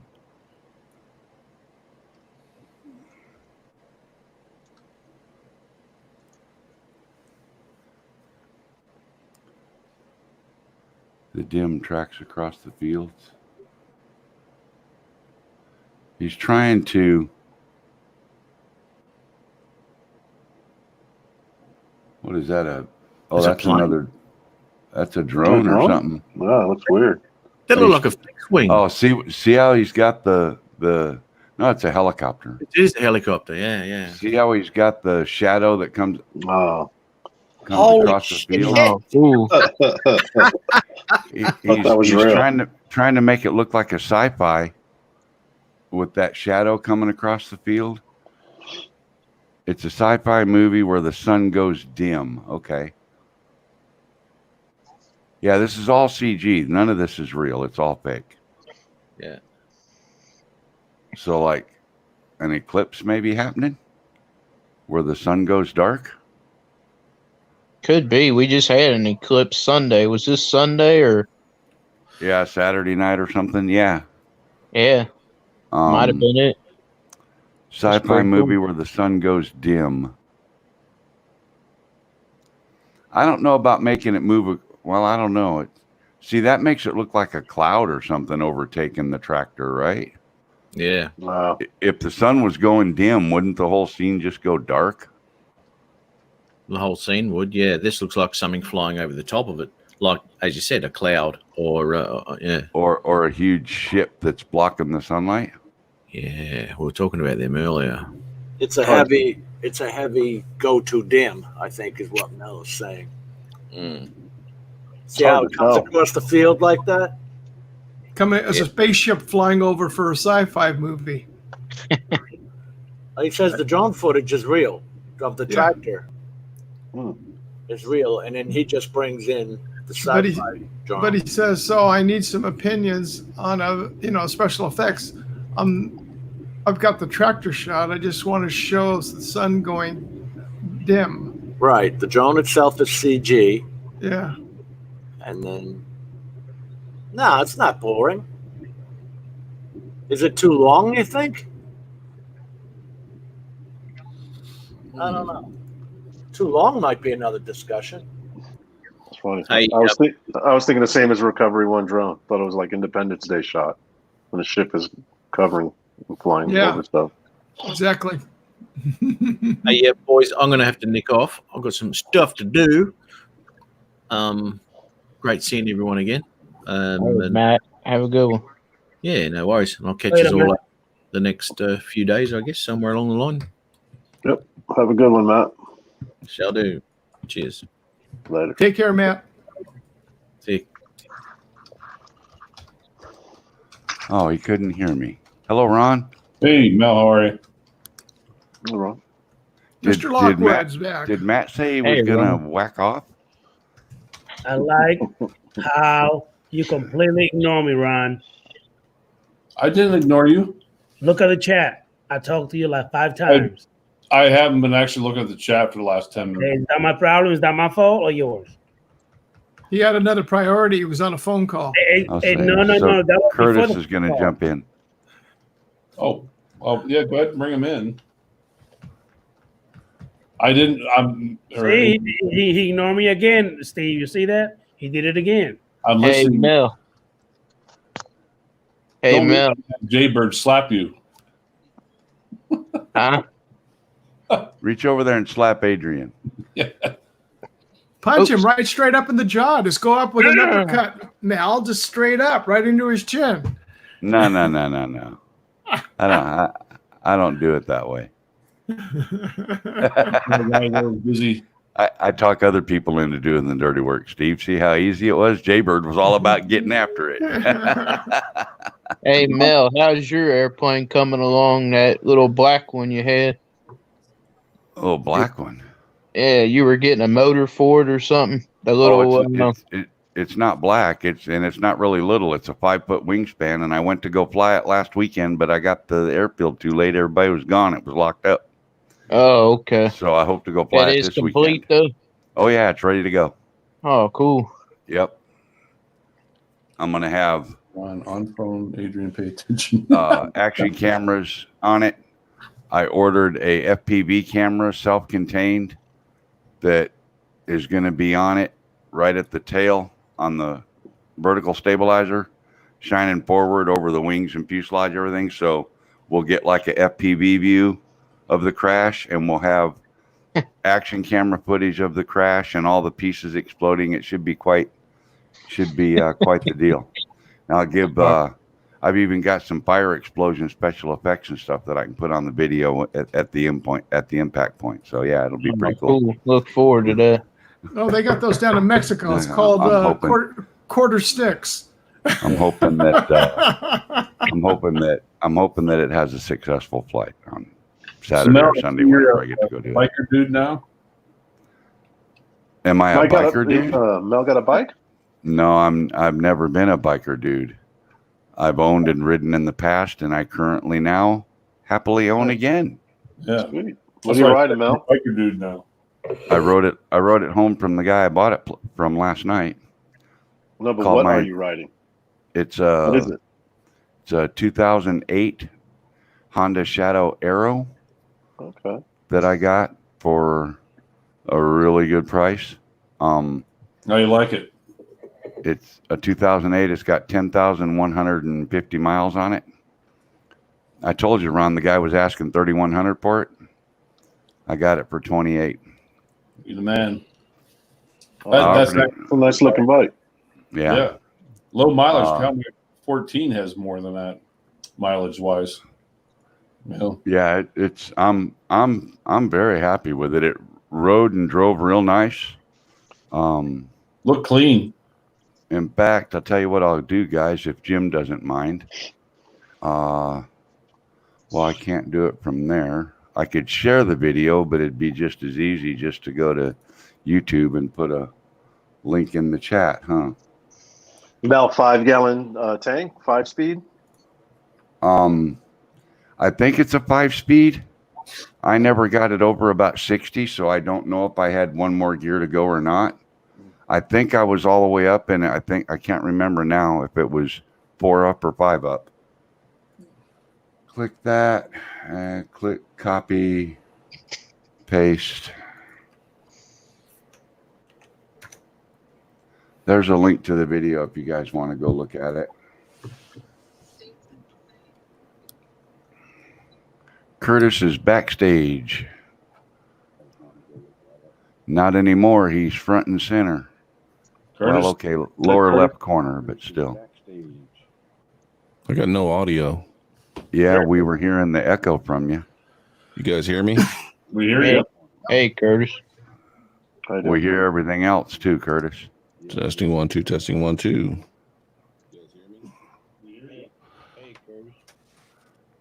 Mute the YouTube feed, Curtis. Check your headset. Make sure the right one's plugged in. Well, that's weird.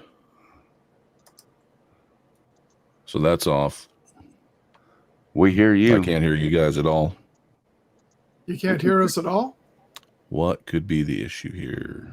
You want to pop out and come back in? I don't know if that's going to do anything, but it's a start.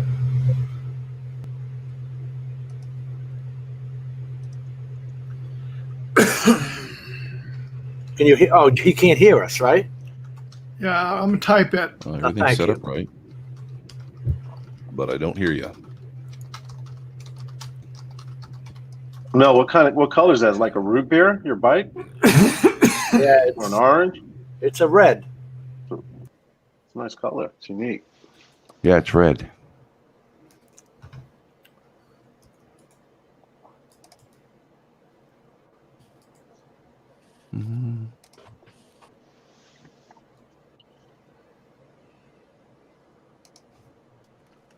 So yeah, Ron, I really like it. Yeah. Good. Good. Looked like it was garage kept. Looked clean. Yep. Tires look good. Tires got 500 miles on them. He had tires and oil change at 9,500 miles. Dude, good deal. Good deal. There's a big crack in the left fender that he didn't display or mention in his Yeah, for we sale didn't ad. see that. Hey, Mel, you want to take this down and so we could put his up? I didn't know if you know that this was still being shared. Oh, I didn't know. No, but it's the same one. But yeah, I don't know if he has another one or not. I got to bring him back in. I'll drop it out of there. Sorry. All right, so I'm going to have the speakers on low volume. I don't know why they're not coming through my headphones. It's weird. Are you doing it now, Curtis? Yeah, you guys aren't coming through my headphones at all. I've just got the speakers on real low. Hey, Brazilian Airview said that he or she, I don't know who that is, I'm sorry, subbed to everybody, so please check out his channel. So the thing I was trying to do was I'm creating this story in this video using drone footage to kind of help tell the story. And in the storyline, the sun goes dim. And I've got a bunch of drone footage that guys have sent me from around the world. And I wanted to show, instead of just making the exposure go down, I wanted to make it be a little bit more interesting. But I think you guys have kind of answered what I was asking. It looks more like a cloud is just kind of passing overhead as opposed to the sun going dim. So I'm going to have to go back to the boring way of just dimming the footage. Unless you guys have a better idea. Without cloud mask. Yeah, without knowing what's happening before that's causing it to go dim, it's hard for us to really get a good analogy on it, Curtis, because all we see is something bringing a big shadow across the ground. And that's not even a scene from the movie. It's just a test piece of footage I just put together just to try out. No, but I'm thinking if you did a cloud mask tracking across with the drone, that would be cool. Kind of like at the same time, 10 feet ahead of it, 10 feet behind it kind of thing. I mean, I can show you guys some of the CGI stuff I've been working on if you want to see it, but it starts off with the sunrise on a CG. Let me find it real quick. File Explorer. Hey, Jim, bump me out if you want. I'm going to go smoke and watch from my phone. Okay.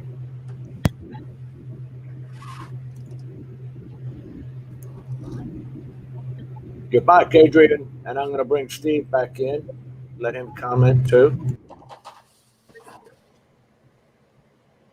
Well, Jim, stay in.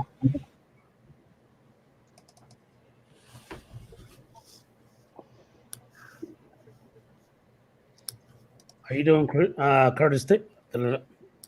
Curtis, how you doing, man? Doing pretty good. Let me share this. Sorry about it. I was busy doing something else. Select window or screen. Hey, Adrian, when Curtis is done, I want to ask you a question. Me? Yes. Okay. Hey, birthday boy, your birthday's coming up pretty quick. Who's the birthday boy? Going to be coming up. Adrian. Oh, really? My birthday's in September. So anyway, it starts off with this. The sunrise comes up. No big deal, just general CG stuff. And then there'll be some sort of narration going over this. I haven't figured out what the dialogue will be, but it'll be like, the day started like any other day, and then the sun went dim. And then it'll dim down here in a second. But these are all just test renders. So that's what you're going to see. And then I'll start showing the drone footage where it's dimming across the different drone footage. Boom.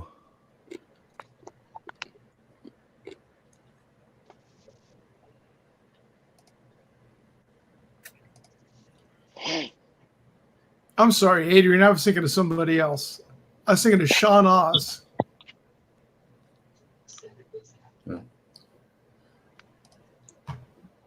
Adrian, I was Oh, never mind. Hold on.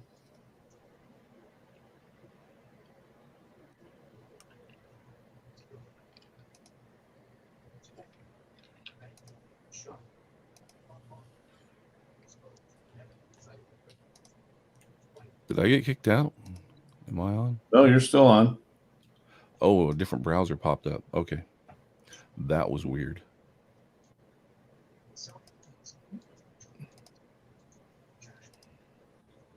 So you guys will get a kick out of this.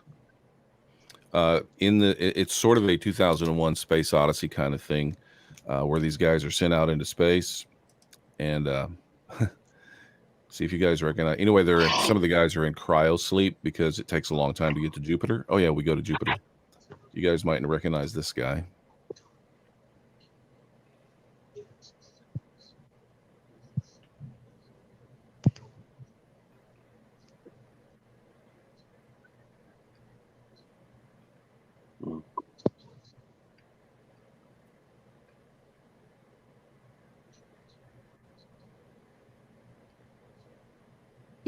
Nobody knows him.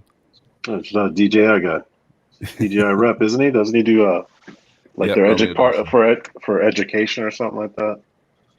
Director of education on DJI products or something like that. Yeah. Okay, so if you didn't know him, you'll definitely know this guy. Get back over here. Share screen. You are supposed to be fast with these screens. What's the matter with you tonight? There we go. Me? Yeah. We're seeing. Okay. That was not what the one you wanted.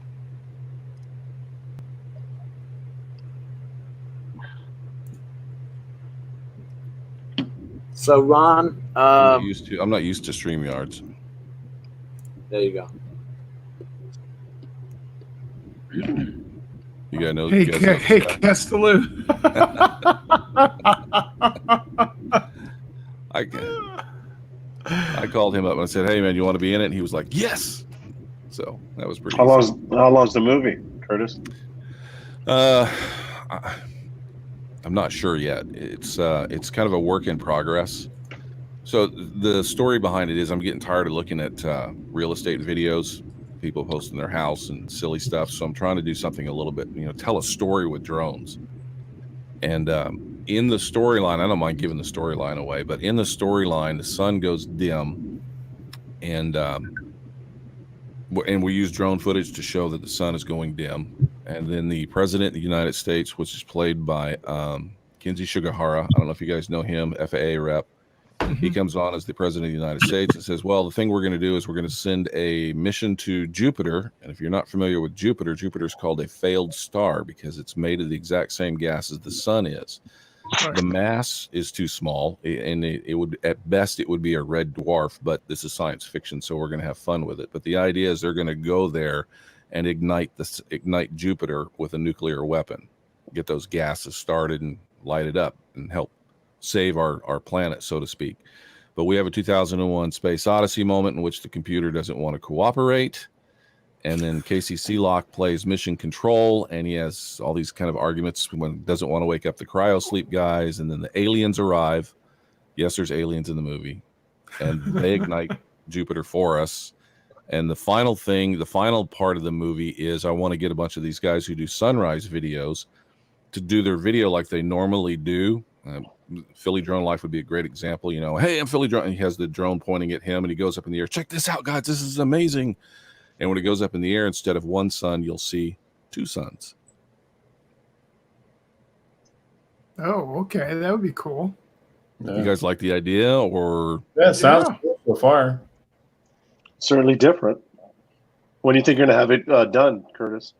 Most of the difficult CG stuff, I had to work out how to do it, like putting people's faces on. So the cryo sleep stuff is actually a 3D model, and what I do is take a person's face and I map it to the model. Now, what I've done so far is guys that are asleep, but I've actually figured out how to do it and animate the head of the model so that guys can actually be talking. So I've got a scene where the shuttle is taking off and going up into space to hook up with them, and I've got a few guys that are going to be on this shuttle here, Ron. Um, well, Ron, we were talking about having you in this thing. I do need a pilot, and since you are a pilot, I thought it'd be cool. But anyway, we'll talk. So yeah, it's just kind of working the details out, and now that I've got most of the details worked out, I'm starting to collect a lot of the footage I need from the drone guys, and I'm starting to collect footage of the guys that are going to be in the space suits or whatever, just kind of going from there, just kind of figuring all the stuff out. I'm not rushing to do this, but at the same time, there's a lot of stuff in here that I'm doing that people haven't seen before, like the idea of the sun coming across the field. I've got some great footage from some guys from New York that sent me the New York skyline. I was going to track the sun kind of going across the skyscraper buildings themselves. I mean, the reality is, if the sun went dim, everything would just dim. It kind of like a solar eclipse. It would just be instant. But I thought it would be kind of cooler to have it track across the ground. And you would have the narrative, which like I said, I'm not a storyteller. And I kind of need help in that area, but have a narrative kind of going on while this is going on to help explain what I'm trying to do, or what we're actually seeing, I guess I should say. Mm-hmm. There's some local filmmakers that I'm gonna talk to and have them kind of look this thing over and see what they think. And the thing is, nothing blows up. I need stuff that blows up, Yeah. Hey, Curtis. Yes, sir. Just because I'm curious, would you be willing to share what you use for this and what kind of pricing you're talking about as far as this software to do the 3D engine? Yeah, I don't have a problem with that at all. It's not one piece of software though. It's multiple. It's not one piece of software is the thing though. Okay. So I mean, it depends on which special effect you're looking at. For the sun tracking across the ground, all that is After Effects from Adobe. Right. And all I did was track the footage, and then I created a solid with a mask on it. And let me see if I can pull it up. I might be able to show you guys what I did. What I was thinking, maybe some night, like I said, the whole theme behind Jim's show is, like a tech night, and maybe have a sponsor some night and tell us what you know, and we're all trying to learn to see if people want to invest in something like that or if they have an interest in it. Let's see if I can find that file real quick, and I'll just show you guys what it looks like.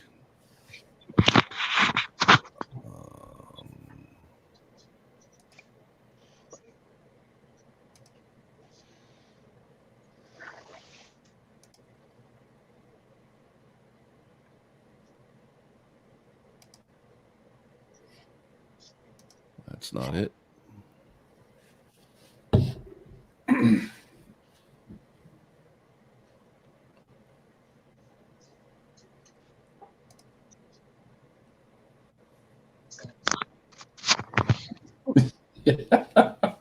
I like Recovery One drones. 3 deer behind Ron as a flight crew. I'll be Elvis, Victor, and Matthew.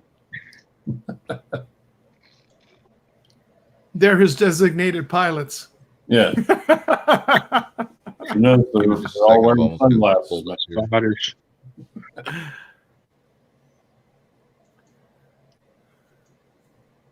They don't talk. But to answer your question, I mean, like for the 3D stuff, to make the models, you need something like Cinema 4D or Blender. I use Cinema 4D. Right. And then those, I use a plugin called Cineware that we take into After Effects. And it makes it so that you can read 3D models in After Effects. Let me share my screen here real quick. Share. Adobe After Effects. Here we go. So this is the actual scene, this red line here, and I'll go to a different view. This is a custom view. Pull out so you can see it.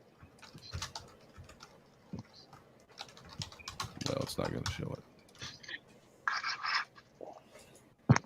it. So this little thing down here is my camera. Right there. and it tracks across the scene. And I have this solid. Where is it? Only thing we're seeing is the panel, Curtis. We're not seeing anything if you're sharing. Oh, I gotta.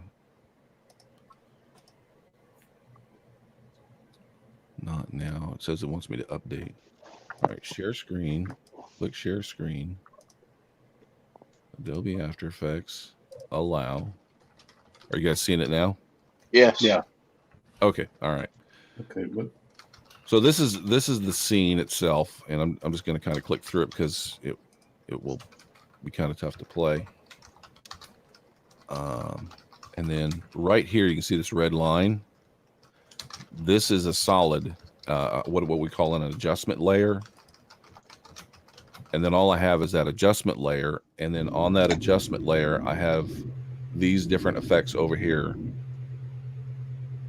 Colorize, glow, a few other different things too. Blend, saturation, go out. All this to get this dark, but at the same time not lose definition. You can't bend that line. That line has to be straight across. Well, I could. what do you mean, Jim, by bend the line? Well, so it looked more like a cloud instead of just a straight line coming across. Be more like a cloud following the alien drone in. Oh. Okay. So for some reason, Or am I making too much work out of it? no, all I did was use a square. I mean, I could use a circle, or I could hand draw and animate it going across.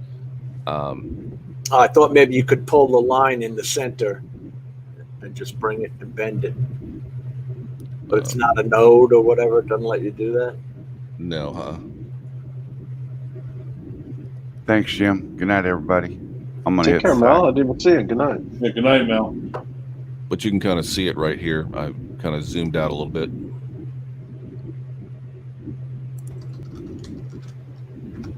Actually, I need to sit down and work out a presentation for you guys if we're going to do Yeah, this. so I was wondering, Curtis, that'd be great to have you on some night and share what you know, and, see if other folks would be interested in top screen. That's what I need to do. Is I need to finish this thing first, and then come on and show how and talk about each of the different scenes and how I did everything in each scene, how I put the 3D drone in there and all that. A lot of it's just strictly camera tracking in After Effects. It's not a big complex thing. Right. I mean, once you do it once or twice, you're able to do it all the time. That's why I was asking you if you could have done the cloud as a mask, and then you could just shape the mask as it's coming across. Well, there's two things you can do. You could actually put you can download a PNG file of the cloud that has an alpha channel, and you could put a light above the cloud, a virtual light, and it will shine through and look like a cloud. So you could actually do, if you've been out in cornfields in Kansas and stuff, you know how you have the clouds, shadows on the ground. That's one way of doing it. I mean, that wasn't the effect that I was going for. I was looking for dimness just moving across the world. Like I said, I've got footage from Copenhagen. I've got footage from Tokyo. I've got footage from Kansas, New York, Seattle, a couple other places. And each one of these are going to be kind of the same thing. It's just going to be there'll be the footage. There's a little bit of movement in the drone footage, and then the shadow's just going to move across as the narrator says, and then the sun went dim or something to that effect. Well, if that's what you're looking for, that's kind of what it looks like. An Independence Day, the movie, when the ship is moving through the city and you see the shadow it casts. It looks like it. It's just hard to tell on the screen right now. Yeah, I can understand that. Let me get a better presentation Of course, going. right. Yeah, the best we're going to show here is 720 under rough conditions here. What I can do is I can create some tutorials as a video, and then I can give those to Jim, and he can play those things. See, he says just make a tracker. That's exactly what you're talking about, right? The way you track it coming in. Yeah, you just track the footage is all you do. And then what you do with it after that is kind of up to you, My limited knowledge was just I would use a mask as a cloud and then it following the drone. That's my limited knowledge. I just use an adjustment layer with color correction on it because a cloud itself will just be black, and then you could adjust the opacity. But I wanted, if you remember, for those of you that went through the eclipse and if you didn't look at the sun and you looked at the ground, there was a blue hue or a blue steel kind of look to everything, the trees and the houses around you. And that was kind of what I was shooting for, was that kind of that blue steel look. And it's not going to be, sharing it on StreamYard is not going to show it, and you're going to need to look at it at 1080. And I'm going to do this thing in 4K. So that's pretty cool. Also, I wanted to do a thing from the White House. So I built a 3D model here. Let me show you this of the press conference room. You guys might get a kick out of this. Gary thinks it could have even went a shade darker. So this is actually a 3D model that I'm going to put Kenji Shigahara in. This is the scene you'll see, but I rotate the camera around just to kind of show it off. It's actually a 3D scene. So whatever angle he films himself at, he's got a green screen he's going to film himself at, and I'll end up putting him in this thing. You'll be able to put Lloyd in there eventually? Do what? You're going to be able to put Lloyd in there. Oh, Lloyd? So I've thought of a part 2 of this movie in which this whole thing kind of fails, and Lloyd would come in as the next elected president. But you got to put Trump in the beginning. Yeah. China claims it was not us. You Yeah, got like an inaugural, celebration. So anyway, this is the 3D set that I built, so it looks kind of like the White House press briefing. Curtis, did you go to school for this, or was this self-taught? How'd you pick up on it? So there is a story behind this. I went and saw Star Wars years and years ago, and like every other kid, I've always wanted to make Star Wars. And at the time, what was required to do was beyond what anybody else really could afford to do. You needed lots of money. Yep. And as time went on, it became more and more affordable. Well, when my wife and we decided to move up here to Seattle, we didn't know that After Effects, the company Adobe that makes the engineers that make After Effects, are actually located up here in Seattle. So my daughter was wanting to do this school project when she was in kindergarten, where she was Supergirl. And I thought, I got a green screen. We'll put her on a box, lay her on her stomach, and we'll go out in my cul-de-sac and I'll film it. And I had Sony Vegas at the time. And my neighbor was that originally comes out. Macromedia? Was that originally Macromedia when Adobe bought Macromedia? I have no idea. Okay, sorry. It's okay. So I was doing this, and my neighbor comes out and he goes, "What the hell are you doing?" And I said, "Well, I'm trying to make my daughter look like Supergirl. She's got a little cape on. He goes, "Okay, you're doing it wrong. Let's go in my house." So we go over to his house, and it turns out he was one of the engineers that makes After Effects. So he said, he showed me how to do it. We did it and did a really cool project and stuff. And then he invited me to come up to Seattle to attend a private meeting where they show off the new features in After Effects. And I thought, okay, that'd be cool. So I go up there and I do not fit in 100%. I'm not their guy. They're sitting there explaining stuff, and they're talking about mathematical expressions to do this and to do that. And as they're giving this speech and talking about what they're going to do, I'm watching, and I raised my hand and I said, "Are you trying to make this thing black?" The guy goes, "Yeah." I go, "Why don't you just make it black?" And he goes, and everybody turns around and looks at me. And they were trying to make a solid black, but they were trying to use mathematics to do it. And I was like, "Well, there's a function in After Effects. You make things black. You just make it, choose the color." And he goes, "Yeah, why don't we just do that?" And I got invited back after that, and keep getting invited back because they like the idea of the everyday guy coming in, because these guys are like, they talk about the most minute, talking about easy ease, where a camera kind of goes into a shot and then it slows down before it stops, as opposed to just boom, it stops. They talk about the mathematical equations of getting it right there. And then they kind of look at me and they go, "What do you think?" And I go, "Okay, that's cool. How hard was that to do?" They want to make it simple enough so that the everyday person will be interested in using the product. I'm not there because I'm some genius or anything. So I keep going to these things over the years and just learning how to use the stuff, and that's how I've done it. I've been going there for 10, 20 years now. So he's going to green screen himself, and then you're going to mesh the green screens, right? Yeah, I'm going to create this. So I'm going to create a 3D solid and put in there so that it's actually in 3-dimensional space. And then he's going to green screen himself. I'm going to project it onto that 3D solid. It's going to be just a square solid. And then I'm going to pull the alpha mat off of that so that there will literally be space between. It won't just be him on a green screen. There will actually be some space between him and the podium and the backdrop. So it won't just be green screen, you're there. It'll be green screen with a little bit of space. And I can do a little bit of a virtual camera shift to give you that impression that he's actually in that space. So that's not just adding a layer, you're doing some depth. Yeah, I'm adding some depth to it. Right. And that's, I'm doing all this stuff and I'm not thinking about what I could teach guys, but that's a good example of something that I could show off on how to do something like that. You can do that with a 2D layer or with 2D layers.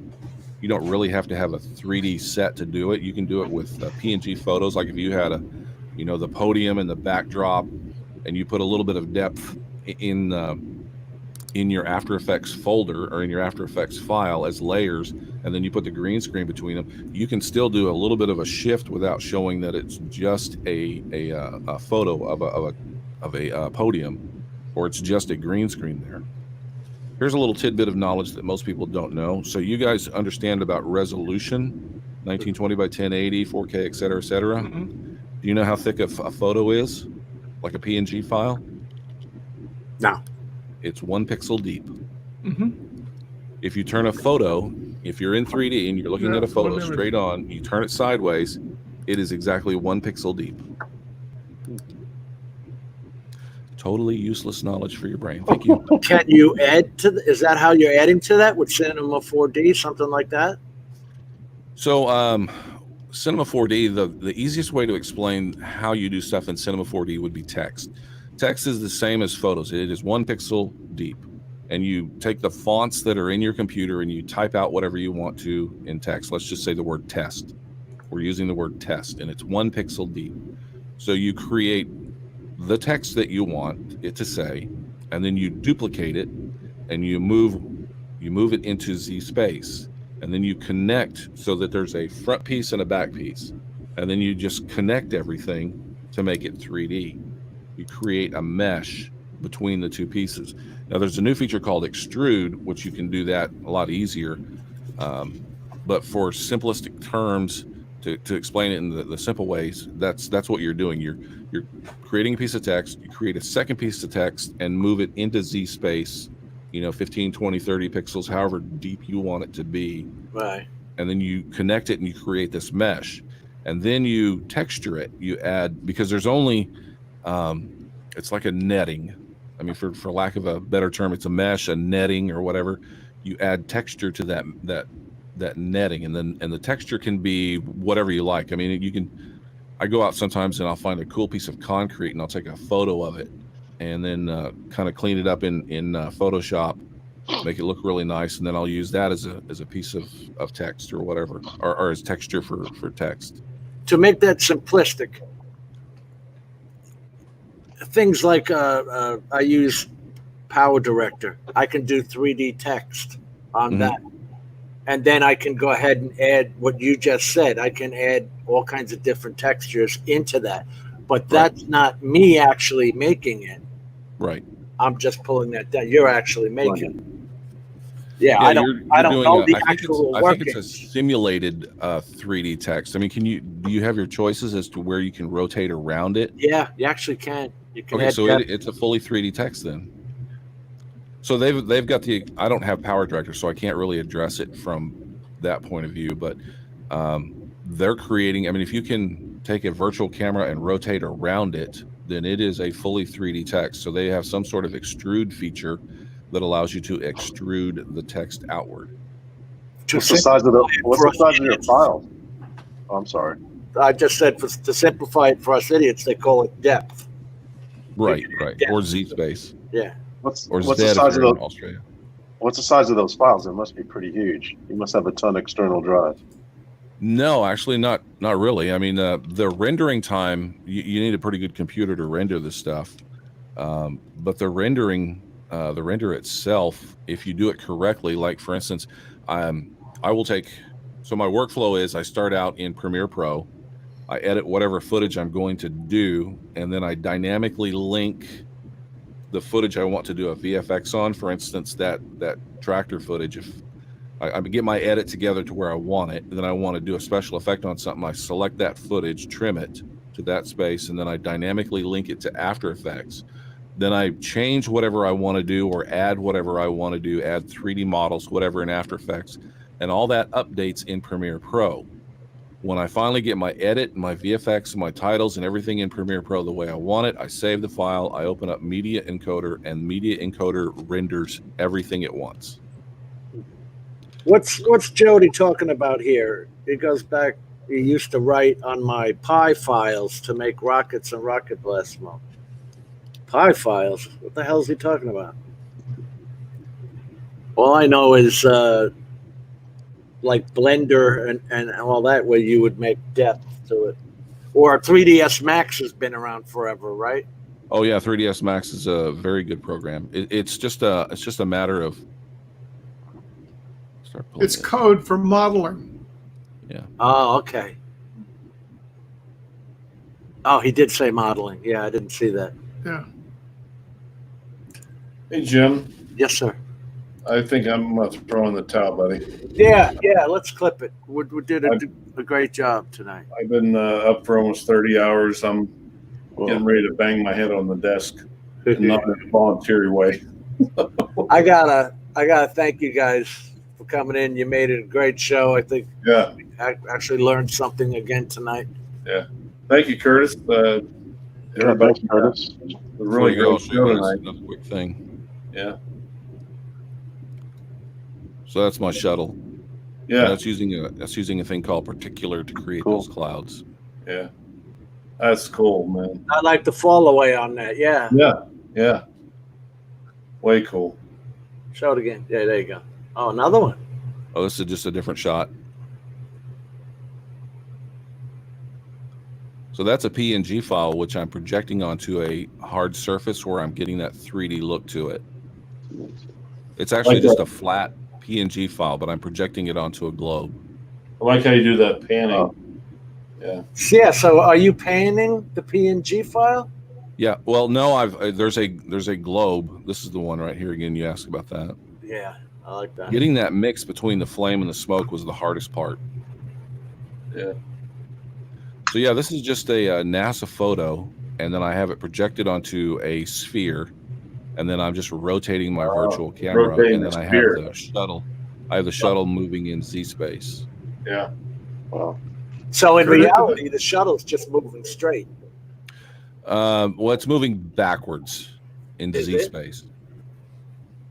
That is cool. Curtis, Yeah, the flat earthers aren't going to like you showing the curvature of the earth like that. Yeah, I know. They're going to complain. That Jody, you know what? You got to get your butt on here sometime, man. What's the matter with you? Yeah. I've actually thought about doing a flat earth video where I do some VFX where the earth actually ends and water's falling off the edge of it and stuff.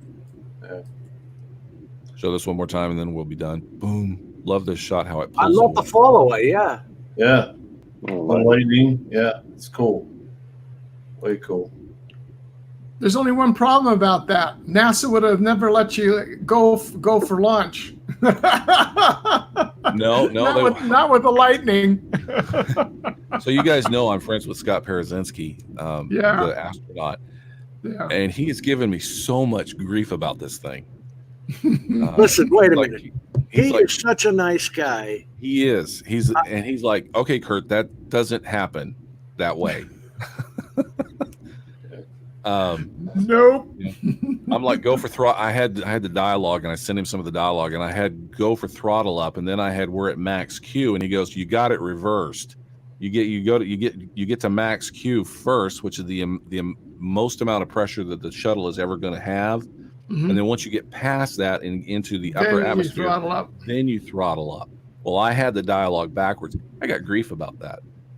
Wow. Yeah, but look at that. You got your own script proofer for you. Yeah. I just wish he would write it for me. But yeah, no, he's helped out. And Romeo also used to work for NASA as well, and he's also kind of helping out here and there. And Romeo Dersha worked for NASA? yeah, I didn't know that. he was a flight engineer. Wow. Cool. Well, hey guys, good night, Jim. Thank you.